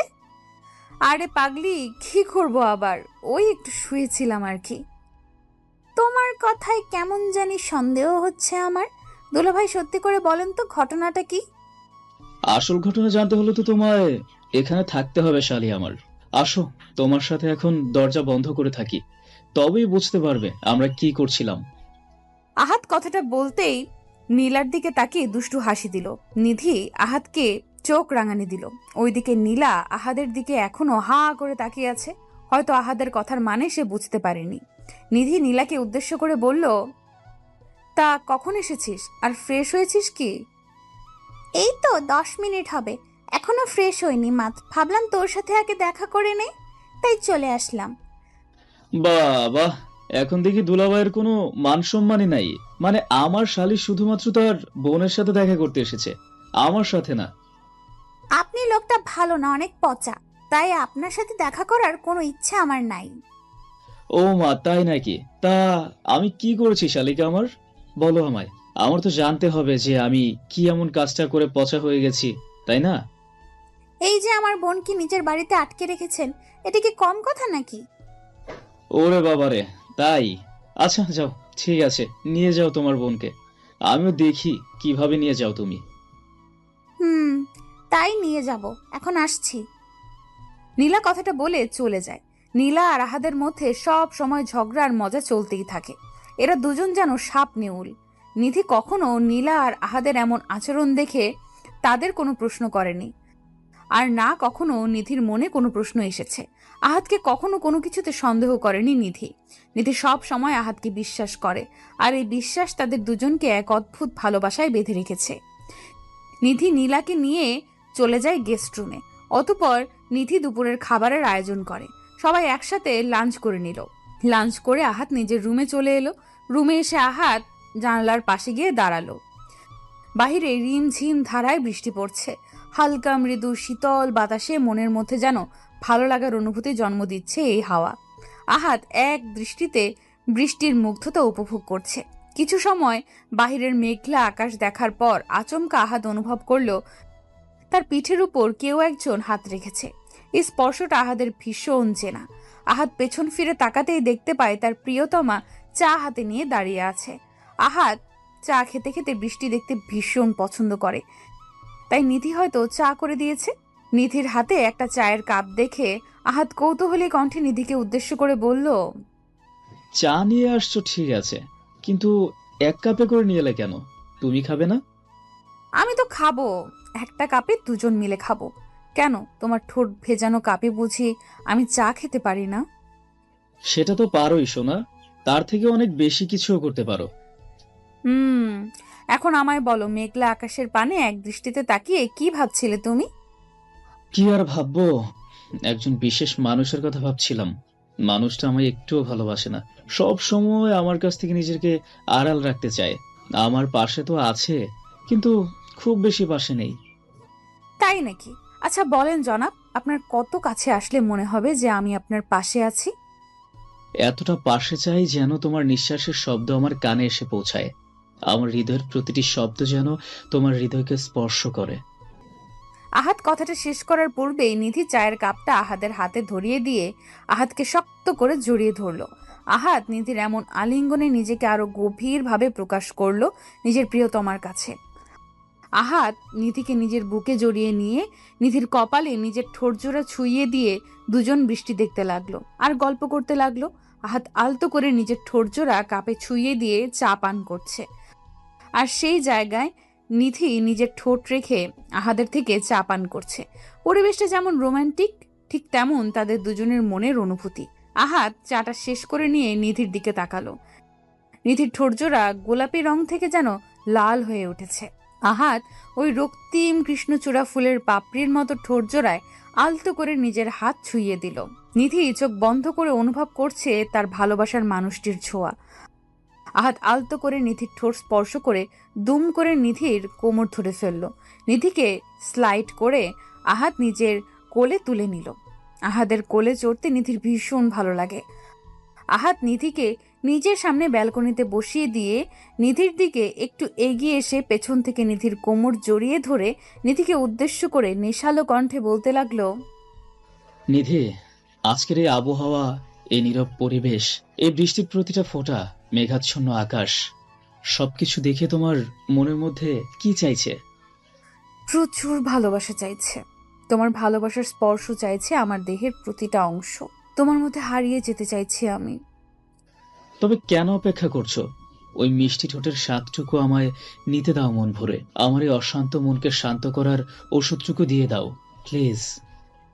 আহাদের নেশালো কণ্ঠস্বরটা যেন নিধির মনকে আরো ব্যাকুল করে তুলেছে। নিধি নিজেকে আর দমিয়ে রাখতে পারছে না। আহাদের প্রতি তার দুর্বলতা যেন আরো প্রখরভাবে কাজ করছে। আহাদ নিধির কোমর থেকে হাত সরিয়ে নিতেই নিধি হকচকিয়ে গিয়ে আহাদের কাঁধের ওপর নিজের হাত রেখে আহাদের ঠোঁট বরাবর নিজের ঠোঁটজোড়া এগিয়ে দিল। নিধির ঠোঁটজোড়া আহাদের দিকে এগিয়ে আসতেই আহাদ আর 1 মিনিটও বিলম্ব করল না। দুম করে নিজের ঠোঁট দিয়ে নিধির ঠোঁটজোড়াকে চেপে ধরল। পাগলের মতো আহাদ নিধির ঠোঁটের স্বাদ নিতে ব্যস্ত। দুজন যেন আর নিজেদের মধ্যে নেই, হারিয়ে গেছে তারা কোনো এক ভিন্ন জগতে। আহাদ যেমন নিধিকে পাগলের মতো চুমু খাচ্ছে, ঠিক তেমনি নিধিও আহাদের প্রতিটা স্পর্শে সমানভাবে রেসপন্স করছে। কিছু সময় ধরে তাদের আদর পর্ব চলতেই আহাদ আলতো করে নিধির ঠোঁটজোড়া ছেড়ে দিল। নিধিকে কোলে তুলে নিয়ে আহাত সোজা চলে যায় নিজেদের বিছানায়। নিধিকে বিছানায় পরম আবেশে শুইয়ে দিয়ে আহাত নিধিকে পাগলের মতো আদর করতে লাগলো। আহাদের ভালোবাসার স্পর্শগুলো নিধি ব্যাপকভাবে সাড়া দিতে লাগলো। দুজন যেন আজ হারিয়ে গেছে অন্য এক দুনিয়ায়। ভালোবাসাকে পূর্ণতা দিতে তারা মরিয়া হয়ে উঠেছে। ঘণ্টাখানেক পর আহাত ক্লান্ত হয়ে নিধির বুকে মাথা দিয়ে শুয়ে পড়ল। আহাত ক্লান্ত হয়ে পড়তেই নিধি আলতো কণ্ঠে আহাতকে উদ্দেশ্য করে, কি গো, তোমার এখন হলো বুঝি? যদি ইচ্ছে ছিল না এত তাড়াতাড়ি আদর শেষ করতে, কিন্তু তোমার ছটফটানিতে আমি বাধ্য হলাম তোমাকে ছেড়ে দিতে। তাই নাকি ফাজিল? জানো তোমার এই একবার আদর করাতে আমার কতবার হয়ে যায়, তারপরও বলো ইচ্ছে হয় না ছাড়তে। ইস রে, তাই নাকি? কতবার কি হয়ে যায় গো? যাও ফাজিল, তোমার দেখি একটুও লজ্জা নেই। তোমার সামনে আমি লজ্জা পেতে যাব কেন? তুমি কি আমার পাশের বাড়ির ভাবি নাকি? আমার একটা মাত্র আদরের বউ। আমি তোমার সামনে একদম লজ্জা পাই না, বুঝতে পেরেছো? লজ্জা পেতেও হবে না, কারণ লজ্জা নারীর ভূষণ, পুরুষের নয়। ও রে, এখন আবার ভূষণ নিয়ে এসেছো? দেখি দেখি লিপস্টিকটা দেখি। আমার এখন আবার এই ঠোঁটের পরশ চাই। এই না না, এই মাত্রই তো নিলে এই ঠোঁটের পরশ, আর দিতে পারবো না আমি। এখন ছাড়ো তো, ফ্রেশ হয়ে নিতে হবে তো। ফ্রেশ পরে হবে ক্ষণ, এখন আমায় আদর করতে দাও। আহাত কথাটা শেষ করতেই পুনরায় নিধির ঠোঁটের দিকে এগিয়ে যায়। নিধি এবার আহাতকে বারণ করছে, কিন্তু আহাত যেন কোনো কথাই শুনতে পাচ্ছে না। আহাত জোর করে নিধির ঠোঁট নিজের দখলে নেওয়ার চেষ্টা করলো। নিধি আপন মনে আহাদের এমন পাগলামি দেখে ভীষণ হাসছে। হাসবে নাই বা কেন? এমন রোমান্টিক পাগল খজনের কপালে জোটে। আশেপাশে থাকা হাজার সম্পর্কের মধ্যে দেখা যায় কেউ হয়তো সম্পূর্ণরূপে সুখী নয়, আর সেই সকল সম্পর্কের থেকে আহাদ আর নিধির সম্পর্ক অধিক গুরুত্বপূর্ণ, কারণ তারা একে অপরের সাথে ভালো সুখী আছে। আহাদ নিধিকে আবার কিস করতে নিতেই আহাদের রুমে চলে আসে নিধির বোন। দরজায় নক করতেই নিধি আহাদের বুকে মৃদু ধাক্কা দিয়ে আহাদকে সরিয়ে দিয়ে বিছানা থেকে উঠে পড়ল। আহাদ নিধির দিকে তাকিয়ে মুখটা কুচকি নিয়ে বলতে লাগলো, এটা কি হলো? আমার শালিটা এমন শুরু করছে কেন? মানে আমি আমার স্ত্রীকে একটু আদর করব, তাতেও সমস্যা? হ্যাঁ সমস্যা। সময় নেই, অসময় নেই, সব সময় আদর আদর করা একদম উচিত নয়। এখন আমি আমার বোনের সাথে গল্প করব, তুমি যাও ফ্রেশ হয়ে নাও। তোমার বোনটা কি ইচ্ছে করে একদম? আসছি ফ্রেশ হয়ে, তুমি ওকে একটু ওয়েট করতে বলো। তুমিও ফ্রেশ হয়ে নাও, কেমন? জি, চলেন ফ্রেশ হয়ে নেই। নিধি নীলাকে বলল 5 মিনিট ওয়েট করতে। অতপর আহাদ নিধি একসাথে ফ্রেশ হতে চলে যায়। ভালোবাসা কত সুন্দর, তাই না? ভালোবাসা শুধু যে মনের মধ্যে সীমাবদ্ধ থাকে তা কিন্তু নয়। স্বামী স্ত্রীর ভালোবাসা সব সময় সব কিছুতেই শোভা পায়। ভালো থাকুক ভালোবাসা। মরে যাব, আমায় ধর্ষণ করিয়েন না প্লিজ। আমি ধর্ষণ করছি কোথায়? আমি তো তোমায় আদর করছি। আদর করছেন মানে? এটা আদরের নমুনা? আমার শরীর ব্যথা হয়ে গেছে, রক্ত বেরিয়ে গেছে, প্লিজ। এসব প্লিজ বলে কোনো লাভ নেই। আমি আমার কাজটা করে তারপরই তোমায় ছাড়বো। আপনি আমার চোখের জল দেখতে পাচ্ছেন? ভীষণ কষ্ট হচ্ছে আমার, একটু দয়া করুন। উফ, তুমি ভীষণ সেক্সি সোনা, তাই আমি নিজের উপর নিয়ন্ত্রণ রাখতে পারি না। ইচ্ছে করে মানে আরো করি তোমাকে। আপনি মানুষ নাকি অন্য কিছু? এটা তো পশুর মতো আচরণ করছেন কেন? এতটা পশুর মতো আচরণ করছেন কেন? ব্লাড বের হচ্ছে, দেখতে পাচ্ছেন? চুপ, ব্লাড বের করতেই তো এমন করছি। উফ, ব্লাড বের হচ্ছে মানে তুমি ভার্জিন, আর ভার্জিন মেয়েদের আদর করে অনেক বেশি মজা। এখন বিরক্ত করো না তো আমায়, আমাকে আমার কাজটা করতে দাও, আর আমার সাথে সমান তালে তাল মিলিয়ে আদর করার মজাটা নাও সোনা। বিছানায় শুয়ে চোখ জোড়া শক্ত করে বন্ধ করে আছে বৃষ্টি। বিছানা জুড়ে কিছু কিছু জায়গায় রক্তের দাগ লেগে আছে। সূর্যের সেইখানে বিন্দুমাত্র ভ্রুক্ষেপ নেই। সূর্য উন্মাদের মতো নিজের ইচ্ছে, নিজের শরীরের চাহিদা পূরণ করতে ব্যস্ত। বৃষ্টি এর আগে অনেকটা চিৎকার করেছে, তাই এখন আর চিৎকার করতে পারছে না। মুখ বুজে সহ্য করছে সবটা, কিন্তু বৃষ্টির এই নিশ্চুপ হয়ে সহ্য করাটা সূর্যের ভীষণ অপছন্দ হলো। সূর্য আরো রেগে গিয়ে বৃষ্টিকে ফ্ল্যাট করে কোমরে চেপে ধরে ফিসফিস করে বলল, কি হয়েছে? সুখ পাচ্ছ না? রেসপন্স কেন পাচ্ছি না আমি? আপনার পায়ে পড়ি, বিশ্বাস করুন, আমার ভীষণ কষ্ট হচ্ছে, দয়া করে আমায় নিস্তার দিন প্লিজ। বৃষ্টি আর কিচ্ছু বলতে পারল না। অতিরিক্ত রক্তক্ষরণের কারণে সে নিজের জ্ঞান হারিয়ে ফেলে। বৃষ্টি জ্ঞান হারিয়ে ফেলতেই সূর্য নিজের হুঁশে ফিরল। এইসব কি করছি আমি? বৃষ্টির লাইফটা, কথাটা আপন মনে বলে আটকে উঠল সূর্য। সূর্য বৃষ্টির শরীরের উপর থেকে উঠে পড়ল। বিছানা জুড়ে ছড়িয়ে আছে রক্তের দাগ। সূর্য রক্ত দেখে নিজের মাথা ঠিক রাখতে পারল না। ভীষণ খারাপ লাগছে তার। মনে হচ্ছে মাথাটা ঘুরে এক্ষুনি পড়ে যাবে সে। সূর্য একটু চোখ বড় বড় করে নিঃশ্বাস নিল।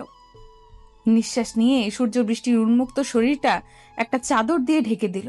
সূর্য কিছু পরিমাণে পানি নিয়ে বৃষ্টির মুখের উপর ছিটকে দিল। মুখে পানি পড়তেই বৃষ্টির জ্ঞান ফিরে এলো। চোখ জোড়া বন্ধ রেখে বৃষ্টি সূর্যকে উদ্দেশ্য করে বলতে লাগলো, প্লিজ সূর্য, আমায় ছেড়ে দিন, আমার কষ্ট হচ্ছে, প্লিজ। চোখের পাতার উপর নোনা জল প্রায় শুকিয়ে গেছে বৃষ্টির। সূর্য বৃষ্টির গালে আলতো করে নিজের 2 হাত রেখে বৃষ্টিকে নাড়া দিতে দিতে বলতে লাগলো, এই বৃষ্টি বৃষ্টি, ওঠো, কি হয়েছে তোমার? বলো আমায় বৃষ্টি। বৃষ্টি চোখের পাতা জোড়া অনেক কষ্ট করে খুলল। বৃষ্টি চোখের পাতা খুলতেই সূর্যকে দেখে ভয়ে আটকে উঠে। বৃষ্টি সূর্যের সামনে থেকে কয়েক গজ দূরে সরে যেতে নিতেই চেষ্টা করতেই বুঝতে পারল তার শরীরে ভীষণ ব্যথা অনুভব হচ্ছে। বৃষ্টি নড়াচড়া করতে পারছে না। সূর্য বৃষ্টির ভয়কে বুঝতে পেরে বৃষ্টিকে উদ্দেশ্য করে শান্ত গলায় বলতে লাগলো, ভয় পাচ্ছ আমায়? আমাকে ভয় পেতে হবে না। আমি সত্যি কিছু বলার মতো অবস্থায় নেই। আমি বুঝতে পারি না এতক্ষণে কি হয়েছে। আমি একটা ঘোরের মধ্যে ছিলাম, সত্যি বলছি। আমাকে ক্ষমা করে দাও তুমি। সূর্য, আমাকে একটু হসপিটালে নিয়ে যাবেন, প্রচন্ড ব্যথা করছে আমার, আর ব্লিডিং হচ্ছে খুব। বৃষ্টির কথাটা যেন সূর্যের মনের মধ্যে বিঁধে গেছে। 1 সেকেন্ডের জন্য সূর্য নিজেকে রাস্তার ছেলের সাথে তুলনায় নামিয়ে ফেলল। সূর্য কোনো কথা বলল না। চোখ জোড়া রক্তবর্ণ ধারণ করে আছে তার। ছলছল দৃষ্টি প্রকাশ করছে তার মনের মধ্যে থাকা অনুশোচনাগুলো। সূর্য বৃষ্টিকে কোলে নিয়ে বেশ দ্রুত হসপিটালের দিকে গাড়ি নিয়ে বেরিয়ে পড়ল। বৃষ্টি কোনো শব্দ করছে না, নিশ্চুপ হয়ে গাড়িতে বসে আছে। সূর্য গাড়িটা দ্রুত গতিতে ড্রাইভ করে হসপিটালে এসে বৃষ্টিকে কোলে নিয়ে জরুরি বিভাগে ছুটে চলে যায়। বৃষ্টিকে বেডে শুইয়ে দিয়ে সূর্য চিৎকার করে ডক্টরকে ডাকতে লাগলো। ডক্টর এসে বৃষ্টিকে দেখে জরুরি অপারেশনের ব্যবস্থা করলো। সূর্য অপারেশন কেবিনের বাহিরে হতাশা নিয়ে বসে অপেক্ষা করছে আর নিজেকে নানা ধরনের দোষারোপ করছে। আজ যদি বৃষ্টির কথায় সে উন্মাদ না হতো তবে আজ এমনটা হতো না। ঘটনার সূত্রপাত হলো বৃষ্টি সূর্যের মামাতো বোন। সূর্যদের বাড়ি এসেছিল বেড়াতে। সূর্য বৃষ্টিকে বেশ পছন্দ করে, বৃষ্টিও সূর্যকে পছন্দ করে, তবে মুখে কেউ কখনো কাউকে সেটা বলার সুযোগ পায়নি। আজ বৃষ্টি সূর্যের রুমে এসে খাটের তলা থেকে একটা মদের বোতল দেখতে পায়। সূর্য একটু একটু মদ্যপান করে। বৃষ্টি সেই বোতলটা পুরো সাবার করে। নেশায় আসক্ত বৃষ্টি মদ খেয়ে মাতালদের মতো করতে থাকে। সূর্য বৃষ্টিকে মাতলামি করতে দেখে বিষয়টা আঁচ করতে পারে, কিন্তু বৃষ্টি সূর্যকে নানাভাবে ফোর্স করতে থাকে। সূর্য প্রথমে বৃষ্টিকে অনেকবার বোঝানোর চেষ্টা করার পরেও বৃষ্টি কোনো কথা শোনেনি। অতঃপর সূর্য আর নিজেকে নিয়ন্ত্রণ করতে পারল না। বৃষ্টিকে আদরে আদরে ভরিয়ে দিতে লাগলো সে। অতঃপর কি হলো তা তো দেখতেই পেলেন। সূর্য কিছু সময় অপেক্ষা করতেই ডক্টর বাহিরে এসে সূর্যর দিকে তীক্ষ্ণ দৃষ্টিতে তাকালো। সূর্য বসা থেকে উঠে দাঁড়াতেই ডক্টর সূর্যকে উদ্দেশ্য করে বলল, পেশেন্ট আপনার কি হয়? কেন ডক্টর, কি হয়েছে? সব ঠিক আছে তো? মানে বৃষ্টির কোনো ক্ষতি হয়নি তো? প্রশ্নের বিপরীতে আমি প্রশ্ন করা পছন্দ করি না, উত্তর দিন। ও আমার স্ত্রী, বলুন কি হয়েছে? ও ঠিক আছে, আপনার স্ত্রী সামান্য ইনজুরি পেয়েছে, সমস্যা নেই, ঠিক হয়ে যাবে। আসলে আমরা গাইনি বিভাগের ডাক্তাররা এমন কেস প্রায় পেয়ে থাকি। ছেলেমেয়েরা বিয়ের আগে অবৈধ সম্পর্ক করে অনেক সেম কেস নিয়ে আসে। আপনি রাইট টাইমে আসতে পেরেছেন, তা না হলে রক্তক্ষরণে হার্ট অ্যাটাক হয়ে আপনার স্ত্রীর মৃত্যু পর্যন্ত হতে পারত। পরবর্তীতে একটু সাবধান, আপনার স্ত্রীর একটুর জন্য রক্ষা পেয়েছে, একটু সাবধান কেমন? ডক্টরের কথা শুনে সূর্য যেন প্রাণ ফিরে পেল। সূর্য একটা দীর্ঘশ্বাস ছেড়ে বৃষ্টিকে দেখতে ছুটে কেবিনের দিকে চলে যায়। বৃষ্টি বেড়ে নিশ্চুপ হয়ে শুয়ে আছে। সূর্য কেবিনে আসতেই বৃষ্টি সূর্যের দিক থেকে মুখ ফিরিয়ে অন্যদিকে মুখ ঘুরিয়ে নিল। সূর্য বিষয়টা বুঝতে পেরে বৃষ্টির কাছে এসে বসলো। মাথাটা নিচু করে বৃষ্টিকে উদ্দেশ্য করে বলল সূর্য, বৃষ্টি, আমি সত্যিই লজ্জিত। আমি চাইনি। সূর্যকে থামিয়ে দিয়ে বৃষ্টি বলতে লাগলো, থামুন প্লিজ, আপনার কথাগুলো আমার সহ্য হচ্ছে না। একদিন হসপিটালে থাকার পর বৃষ্টিকে হসপিটাল থেকে ছাড়া হলো। বৃষ্টি বাড়ি এসে নিজের ব্যাগ গুছিয়ে নিল। এখন মোটামুটি সুস্থ বৃষ্টি। সূর্য বৃষ্টিকে নিয়ে বাড়ি ফিরতেই সবাই হাজারটা প্রশ্ন শুরু করে দিল। সবাই জানতে চাইতে লাগলো বৃষ্টি কোথায় ছিল গতকাল রাতে, আর সূর্যই বা কোথায় ছিল। কিন্তু সূর্য সত্যিটা সবাইকে বলতে পারলো না। মিথ্যা বলল যে গতকাল তারা একটু ঘুরতে গেছিল। বাড়ির লোক আর কোনো কথা বলল না। রুমে এসে সূর্য ফ্রেশ হয়ে নিতেই বাহির থেকে চিৎকার চেঁচামেচির শব্দ আসতে লাগলো। সূর্য বিচলিত হয়ে দৌড়ে ছুটে বাহিরে চলে আসে। বাহিরে আসতেই সূর্য দেখতে পায় বৃষ্টি তৈরি হয়ে বেরিয়ে যাচ্ছে, আর বাড়ির সবাই বৃষ্টিকে আটকাতে মরিয়া হয়ে চেষ্টা করছে। সূর্য বৃষ্টির দিকে কিছু সময় তাকিয়ে থেকে পেছন থেকে এগিয়ে গিয়ে বৃষ্টির হাত ধরল। বৃষ্টি সূর্যের স্পর্শ পেতেই থমকে দাঁড়ালো। সূর্য মৃদু কণ্ঠে বলল, বৃষ্টি, তুমি এভাবে চলে যাচ্ছ কেন? সবাই যেতে বারছে, একটু সকলের কথা ভেবে।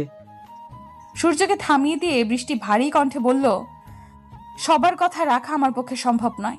আর এত কিছু হয়ে যাবার পরেও আমি এ বাড়িতে থাকবো, সেটা কাল্পনিক।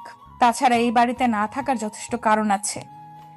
কি কারণ বলো আমায়। বিশ্বাস করো, আমি সেই কারণটা বদলে দিব। প্লিজ। বৃষ্টি সূর্যের হাত থেকে নিজের হাত এক ঝাড়ি দিয়ে ছাড়িয়ে নিয়ে সূর্যের দিকে গভীর দৃষ্টি রেখে বলতে লাগলো, সেই কারণটা আর কিছু নয়, আপনি নিজেই। বৃষ্টির কথা শুনে সূর্যের কোনো পরিবর্তন দেখা গেল না। সূর্য মাথাটা নিচু করে নিছক হাসির রেখা নিজের ঠোঁটের কোণে এঁকে বৃষ্টিকে উদ্দেশ্য করে বলল, এই সামান্য ব্যাপারটার কারণে মানে তুমি চলে যেতে চাইছো? ঠিক আছে বৃষ্টি, তুমি থাকো, আমি বেরিয়ে যাচ্ছি। আজকের দিনের সময়টা কি পাবো আমি?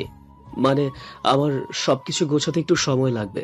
শুধু আজকের দিনটা, কাল সকাল হতেই চলে যাব আমি। থাক, দরকার নেই। আপনি চলে গেলে বাড়ির লোক নানা কথা বলবে। ঘরের ছেলে ঘরে থাকুক, আমি চলে যাচ্ছি। আরে না, কিছু বলবে না। আমি ট্যুরের কথা বলে বেরিয়ে যাব, আর ততদিন ফিরবো না যতদিন তুমি আছো। ওকে। এবার খুশি তো তুমি? আমার খুশি? যেখানে আমার জীবনটা নরক করে দিয়েছেন কয়েক মুহূর্তে, সেখানে আমার খুশির কথা চিন্তা করা আপনাকে শোভা দেয় না। বৃষ্টি কথাটা শেষ করে হনহন করে রুমের দিকে চলে যায়। সূর্যের চোখের সামনেটা আধার হয়ে আসছে। এই আধার হয়ে আসার কারণ হলো জল। নোনা জল সূর্যের চোখের পাতা ভারী করে দিয়েছে। ছলছল চোখে সূর্য সবার আড়ালে নিজের রুমে চলে আসে।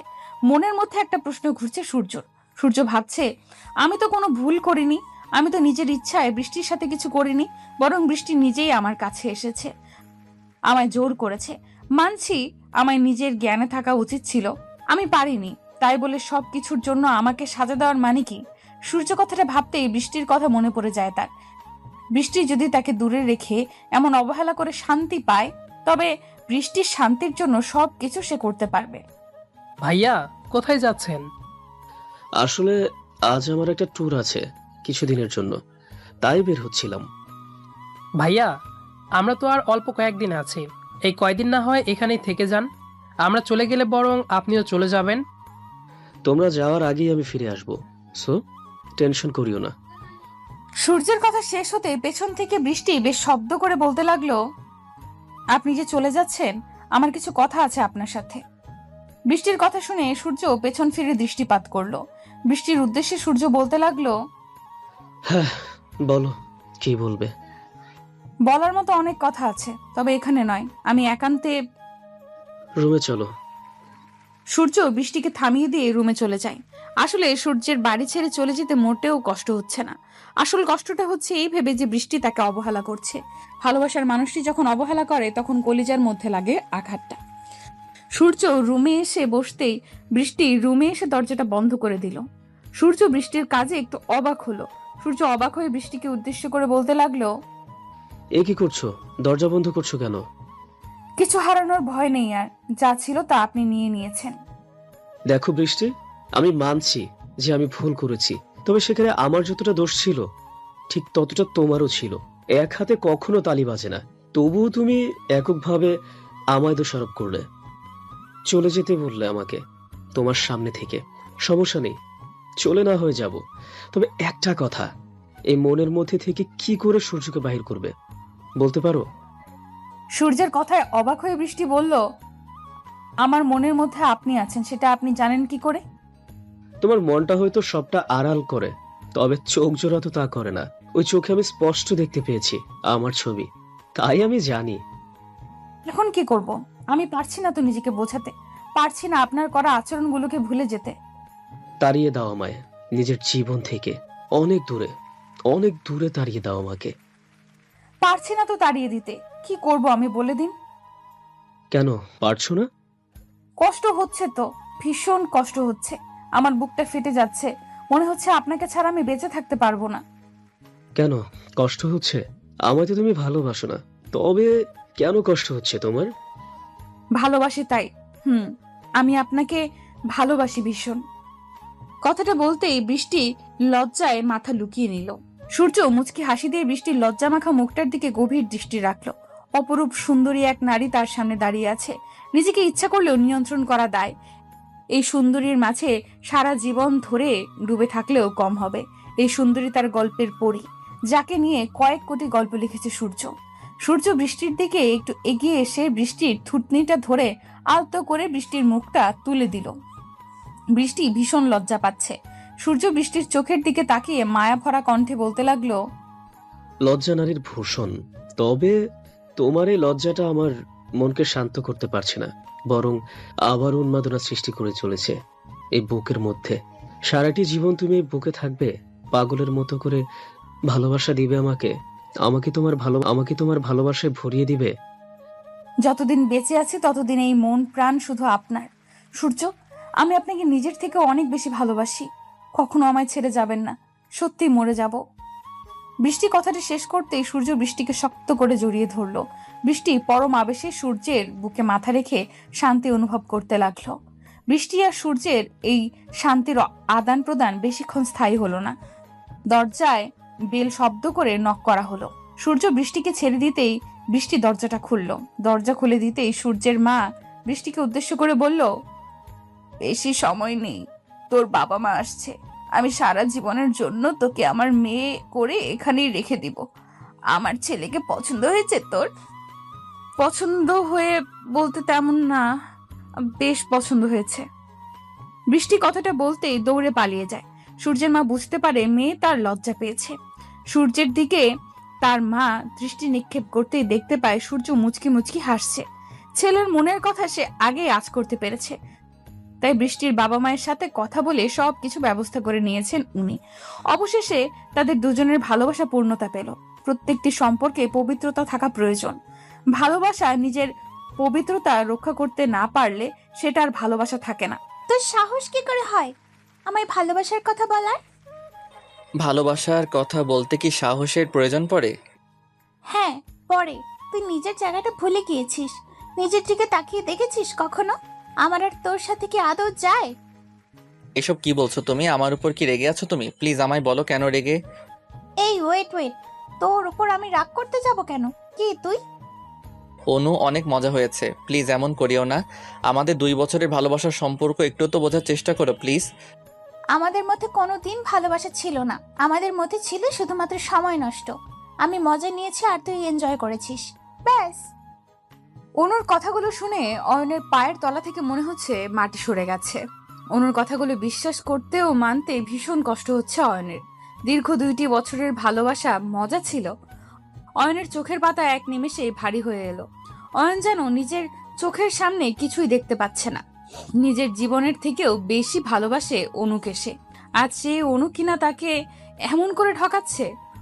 অয়ন খানিক সময় নিশ্চুপ থাকার পর আবারও নির্লজ্জের মতো অনুর হাত ধরে অনুকে উদ্দেশ্য করে বলতে লাগলো, অনু, আমি জানি না তুমি কেন এমন করছো, কিন্তু বিশ্বাস করো তুমি ছাড়া শূন্য আমি। তোমাকে ছাড়া আমি বেঁচে থাকতে পারবো না, দয়া করো আমায় প্লিজ। রাস্তার ভিখারিকে আমি দয়া করি, তবে তোকে দয়া করতে পারছি না, সরি। অনু, এমন করে বলিও না, আমার বুকটা ফেটে যাবে প্লিজ। এই হাত ছাড়। আজকের পর থেকে তোর আর আমার মধ্যে কোনো প্রকার সম্পর্ক থাকবে না। আমায় আর কখনো বিরক্ত করবি না তুই। অনু কথাটা বলতেই অয়নের হাতটা নিজের হাতের উপর থেকে এক ঝটকায় সরিয়ে নিল। অয়ন অনুর দিকে এক দৃষ্টিতে তাকিয়ে আছে। এই শহরের মানুষগুলোকে চেনা বড্ড কষ্টকর। মুখ আর মুখোশ চেনাটা মোটেও সহজ নয়। অনুর সাথে কলেজ থেকে পরিচয় অয়নের। অয়ন প্রথম দিন থেকে অনুকে নিজের বন্ধু ভেবেছে। অনু অয়নকে নিয়ে অন্য কিছু ভাবতো। একটা সময় গিয়ে অনু নিজেই অয়নকে জানায় তার মনের অনুভূতি। অয়নও অনুকে ভীষণ পছন্দ করে। এই পছন্দ করাটা কখন যে ভালোবাসায় রূপ নিয়েছে সেটা বুঝতে পারেনি অয়ন। অয়ন অনুর সাথে একটু একটু করে নিজেদের ভালোবাসার সম্পর্ক সামনের দিকে এগিয়ে নিতে থাকে। দেখতে দেখতে 2টি বছর চলে যায়। অয়ন বুঝতে পারেনি তার আর অনুর মধ্যে আকাশ পাতাল তফাৎ। অনু চলে যেতেই অয়ন খোলা আকাশে তাকালো। আকাশটা ভীষণ মেঘ করে আছে। এখনই হয়তো প্রচুর বৃষ্টি হবে। অয়ন নিজের চোখের পানি হয়তো এই বৃষ্টির মাধ্যমে আড়াল করে নিতে পারবে। অয়ন আর দাঁড়িয়ে থাকতে পারলো না। হাঁটতে হাঁটতে বাড়ির পথে চলতে লাগলো সে। বুকটা ফেটে যাচ্ছে অয়নের। এতটা ভালোবাসার পরেও অনুকে আগলে রাখতে পারলো না সে। অয়ন নিজের রুমে এসে দরজা বন্ধ করে দিল। মনটা ভীষণ খারাপ হয়ে আছে তার। নিশ্চুপ হয়ে বিছানায় বসে পড়তেই অয়নের ফোনে অধরা কল করলো। 2বার রিং হতেই অয়ন কলটা পিক করলো। ওপার থেকে অধরা অয়নকে উদ্দেশ্য করে বেশ শক্ত গলায় বলল, এই তোকে আমি খুন করব বুঝলি? আমার সাথে তোকে দেখা করতে বলেছি, মনে আছে তো সেই কথা? আছে মনে। মনে থাকলে এলি না কেন দেখা করতে? দাম বেড়ে গেছে নাকি তোর? অধরা, আমার মনটা ভালো নেই, আমি পরে তোর সাথে দেখা করব। তাই না? কেন, তোর মনের ঘরের আবার কি হলো? কে তোর মন খারাপ করে দিয়েছে? আমি নাকি? ফালতু কথা ছাড়, আমার ভালো লাগছে না, রাখছি আমি। অয়ন কথাটা বলতেই অধরার মুখের ওপর কলটা কেটে দিল। অয়নের বুকের মাঝে যেটা চলছে সেটা শুধুমাত্র অয়ন বুঝছে। অন্য কেউ অয়নের বুকের কষ্টটা বুঝতে পারবে না। অয়ন ফোনটা সাইডে রেখে দিয়ে আপন মনে অনুর কথা ভাবতে লাগলো। একটা মেয়ে তাকে ভালোবাসার নামে এমন প্রতারণা করতে কি করে পারলো? কিছুই ভাবতে পারছে না অয়ন। অয়নের চোখ থেকে নোনা জল গড়িয়ে পড়ছে। অয়ন আপন মনে নিজের চোখ থেকে নোনা জল ফেলছে আর অনুর কথা ভাবছে। কিছু সময় অনুর কথা ভাবতেই হঠাৎ করে অয়নের কানে ভেসে এলো অধরার কণ্ঠস্বর। অধরার কণ্ঠস্বরটা অয়নের কানে আসতেই অয়ন চমকে উঠল। তার মানে কি অধরা অয়নের বাড়ি চলে এসেছে? অয়ন বিছানার উপর থেকে উঠে দাঁড়াতেই অধরা অয়নের রুমে হকচকিয়ে চলে এলো। অধরা অয়নের রুমে এসে দুম করে অয়নের উপর ঝাঁপিয়ে পড়ল। অয়ন কিছু বুঝে ওঠার আগেই অধরা অয়নের শার্টের কলার চেপে ধরে রাগে গজগজ করতে করতে অয়নকে উদ্দেশ্য করে বলল, তোকে এখন ইচ্ছে করছে মেরে ফেলতে। আমায় এত কষ্ট দিস কেন রে তুই? আমার কথা কি তোর মনে থাকে না? অধরা, শান্ত হয়ে কথা বল, আমার শার্টের কলারটা ছাড়। ছাড়বো না। আমি শান্ত হয়ে কথা বলতে পারছি না। তুই আমার সাথে এমন করিস কেন? কি করেছি আমি? তুই কি করবি? আমার মন খারাপ ছিল তাই তোর সাথে দেখা করতে পারিনি। আচ্ছা বল, কেন মন খারাপ হয়েছে? কি হয়েছে সত্যি করে বল। কিছু হয়নি, সব ঠিক আছে, বাদ দে সেসব কথা। কি কথা বলতে এত জরুরি তলব করেছিস বল এখন। সব কথা তোকে বলতে হবে কেন? তুই কি আমার চোখের ভাষা পড়তে জানিস না? কি সব পাগলের মতো কথা বলছিস তুই? মাথা ঠিক আছে তো তোর? আমার মেজাজ খারাপ করিস না, কাজের কথা বললে বল, না হলে যা। আমার কথা তো তোর কাছে গুরুত্বহীন মনে হয়। শোন অয়ন, আমি কিন্তু লজ্জার দোহাই দিচ্ছি না। আমি তোকে ভালোবাসি, সরাসরি বললাম। ভুল করেও না করিস না, কারণ আমি না শব্দটা শুনতে পারি না। অধরার কথা শুনে অয়ন চমকে উঠল। অয়ন সবসময় অধরাকে নিজের বন্ধু ভেবে এসেছে। অধরা হঠাৎ করে অয়নকে প্রপোজাল দিবে এমন কিছুই অয়ন কখনো আশা করতে পারেনি। অয়ন অধরার কথায় খানিকটা চমকে গিয়ে অধরাকে উদ্দেশ্য করে কৌতূহলী কণ্ঠে বলল, আমার সাথে মজা করছিস তুই? দেখ, আমার কিন্তু মন মাইন্ড এমনিতেই ভালো নেই, তাই আমার সাথে কোনো প্রকার ফাইজলামি করিস না প্লিজ। আমি তোর সাথে ফাজলামি করব কেন? আমি সত্যিই তোকে ভালোবাসি, বিশ্বাস কর আমায়। আমি তোকে ছাড়া বাঁচতে পারবো না। অধর, আমি তোকে কখনো ওসব ভেবে দেখিনি। তুই আমার বন্ধু ছিলি, আছিস আর বন্ধুই থাকবি। Shut up! আমি তোর বন্ধু হয়ে থাকতে পারবো না। আমি তোর প্রিয়জন হতে চাই, মানে চাই। এবার তোর ইচ্ছে থাকুক বা না থাকুক, আই ডোন্ট কেয়ার। পাগলামি করতেই পারবি তুই, কিন্তু তোর এই পাগলামিতে সবটা বদলে যাবে না। কি বদলে যাবে আর কি বদলাবে না সেটা আমি নির্ণয় করেই এসেছি। তোকে আমি দরকার পড়লে জোর করে হলেও আমার করেই ছাড়বো। অধরা কথাটা বলতেই অয়নের সামনে থেকে চলে যায়। অয়ন অবাক হয়ে অধরার চলে যাওয়ার দিকে এক দৃষ্টিতে তাকিয়ে আছে। অধরা হঠাৎ করে এমন কথা বলতে পারে হয়তো অয়ন আশা করতে পারেনি।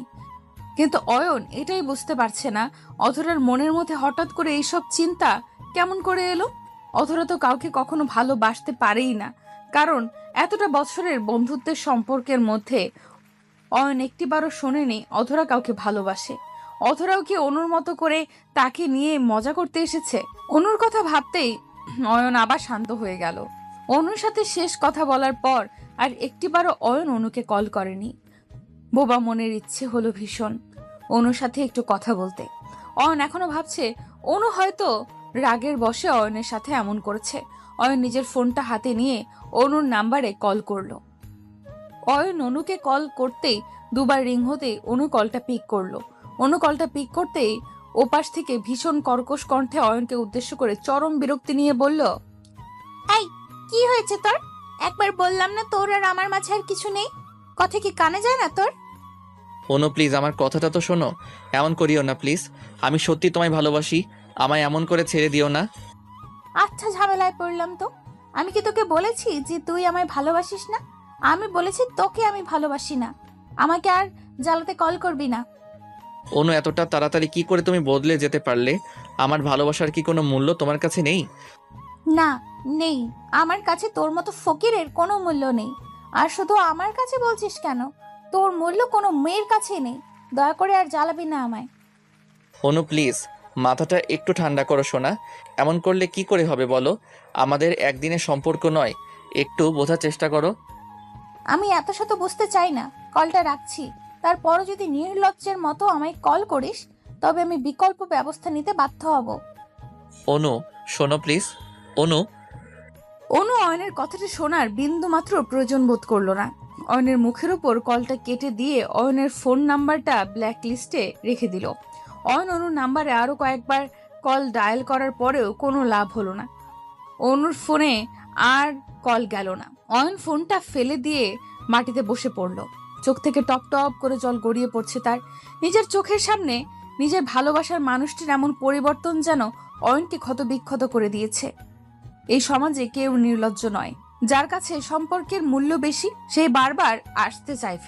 বারবার ফিরে আসতে চায়। অয়ন আপন মনে ভাবতে লাগলো, এমন করে নিজের চোখের জল ফেলা ঠিক হবে না। অনু যদি বদলে গিয়ে অয়নকে ছেড়ে ভালো থাকে, তবে অয়ন কেন পারবে না? অয়নও পারবে অনুকে ছাড়া ভালো থাকতে। অয়ন নিজের চোখের জল মুছে ফেলতেই অধরা অয়নকে কল করলো। অয়ন কলটা পিক করতেই অধরা অয়নকে যা বলল তা শুনে অয়ন চমকে উঠল। অধরা অয়নকে উদ্দেশ্য করে বলল, কি গো জামাই আমার, মন খারাপ করে থাকবে? আমায় একটু ভালোবাসা দিলে কি হয়? হ্যালো, আমি কি অদরের সাথে কথা বলছি? ফাজলামি করিও না জামাই আমার, তুমি তোমার আদরের বউয়ের সাথেই কথা বলছো। অদরা ফাইজলামি ছাড় বলছি। ওগো, আমি ফাজলামি ছেড়ে দিয়েছি। দেখছো না তোমার অধরা সব কিছু বদলে গেছে? কত ভালোভাবে কথা বলছে তোমার অধরা। কেন কল করেছিস সেটা বল। হ্যাঁ সেটাই তো দেখছি আমি, কিন্তু হঠাৎ করে এমন বদলে যাওয়াটা আমার হজম করতে কষ্ট হচ্ছে। হজম করতে কষ্ট হলেও হজম করে নাও, কারণ আজকের পর থেকে সারা জীবন ধরে আমার হজম করতে হবে তোমায়। এখন বলো, কি করছিলে? কি আর করব, বসেছিলাম। অয়ন অধরার সাথে কথা বলতে লাগলো। অতীত ভুলে নতুন করে জীবন সাজাতে হলেও একজন প্রিয় মানুষের প্রয়োজন। প্রিয় মানুষটির ভালোবাসা আমাদের মন থেকে সমস্ত অতীতকে ভুলিয়ে দিয়ে নতুন করে বাঁচতে সাহায্য করবে। অয়ন অধরার সাথে হেসে হেসে কথা বলতে লাগলো। বুকের ওপর থাকা পাথরটা নামিয়ে নিতে হবে। ভালোবাসা তার প্রাপ্য, যে ভালোবাসাকে আগলে রাখতে জানে। আর প্রাপ্য নয় যার কাছে ভালোবাসা প্রকাশ করার পর অবহেলিত হতে হয়।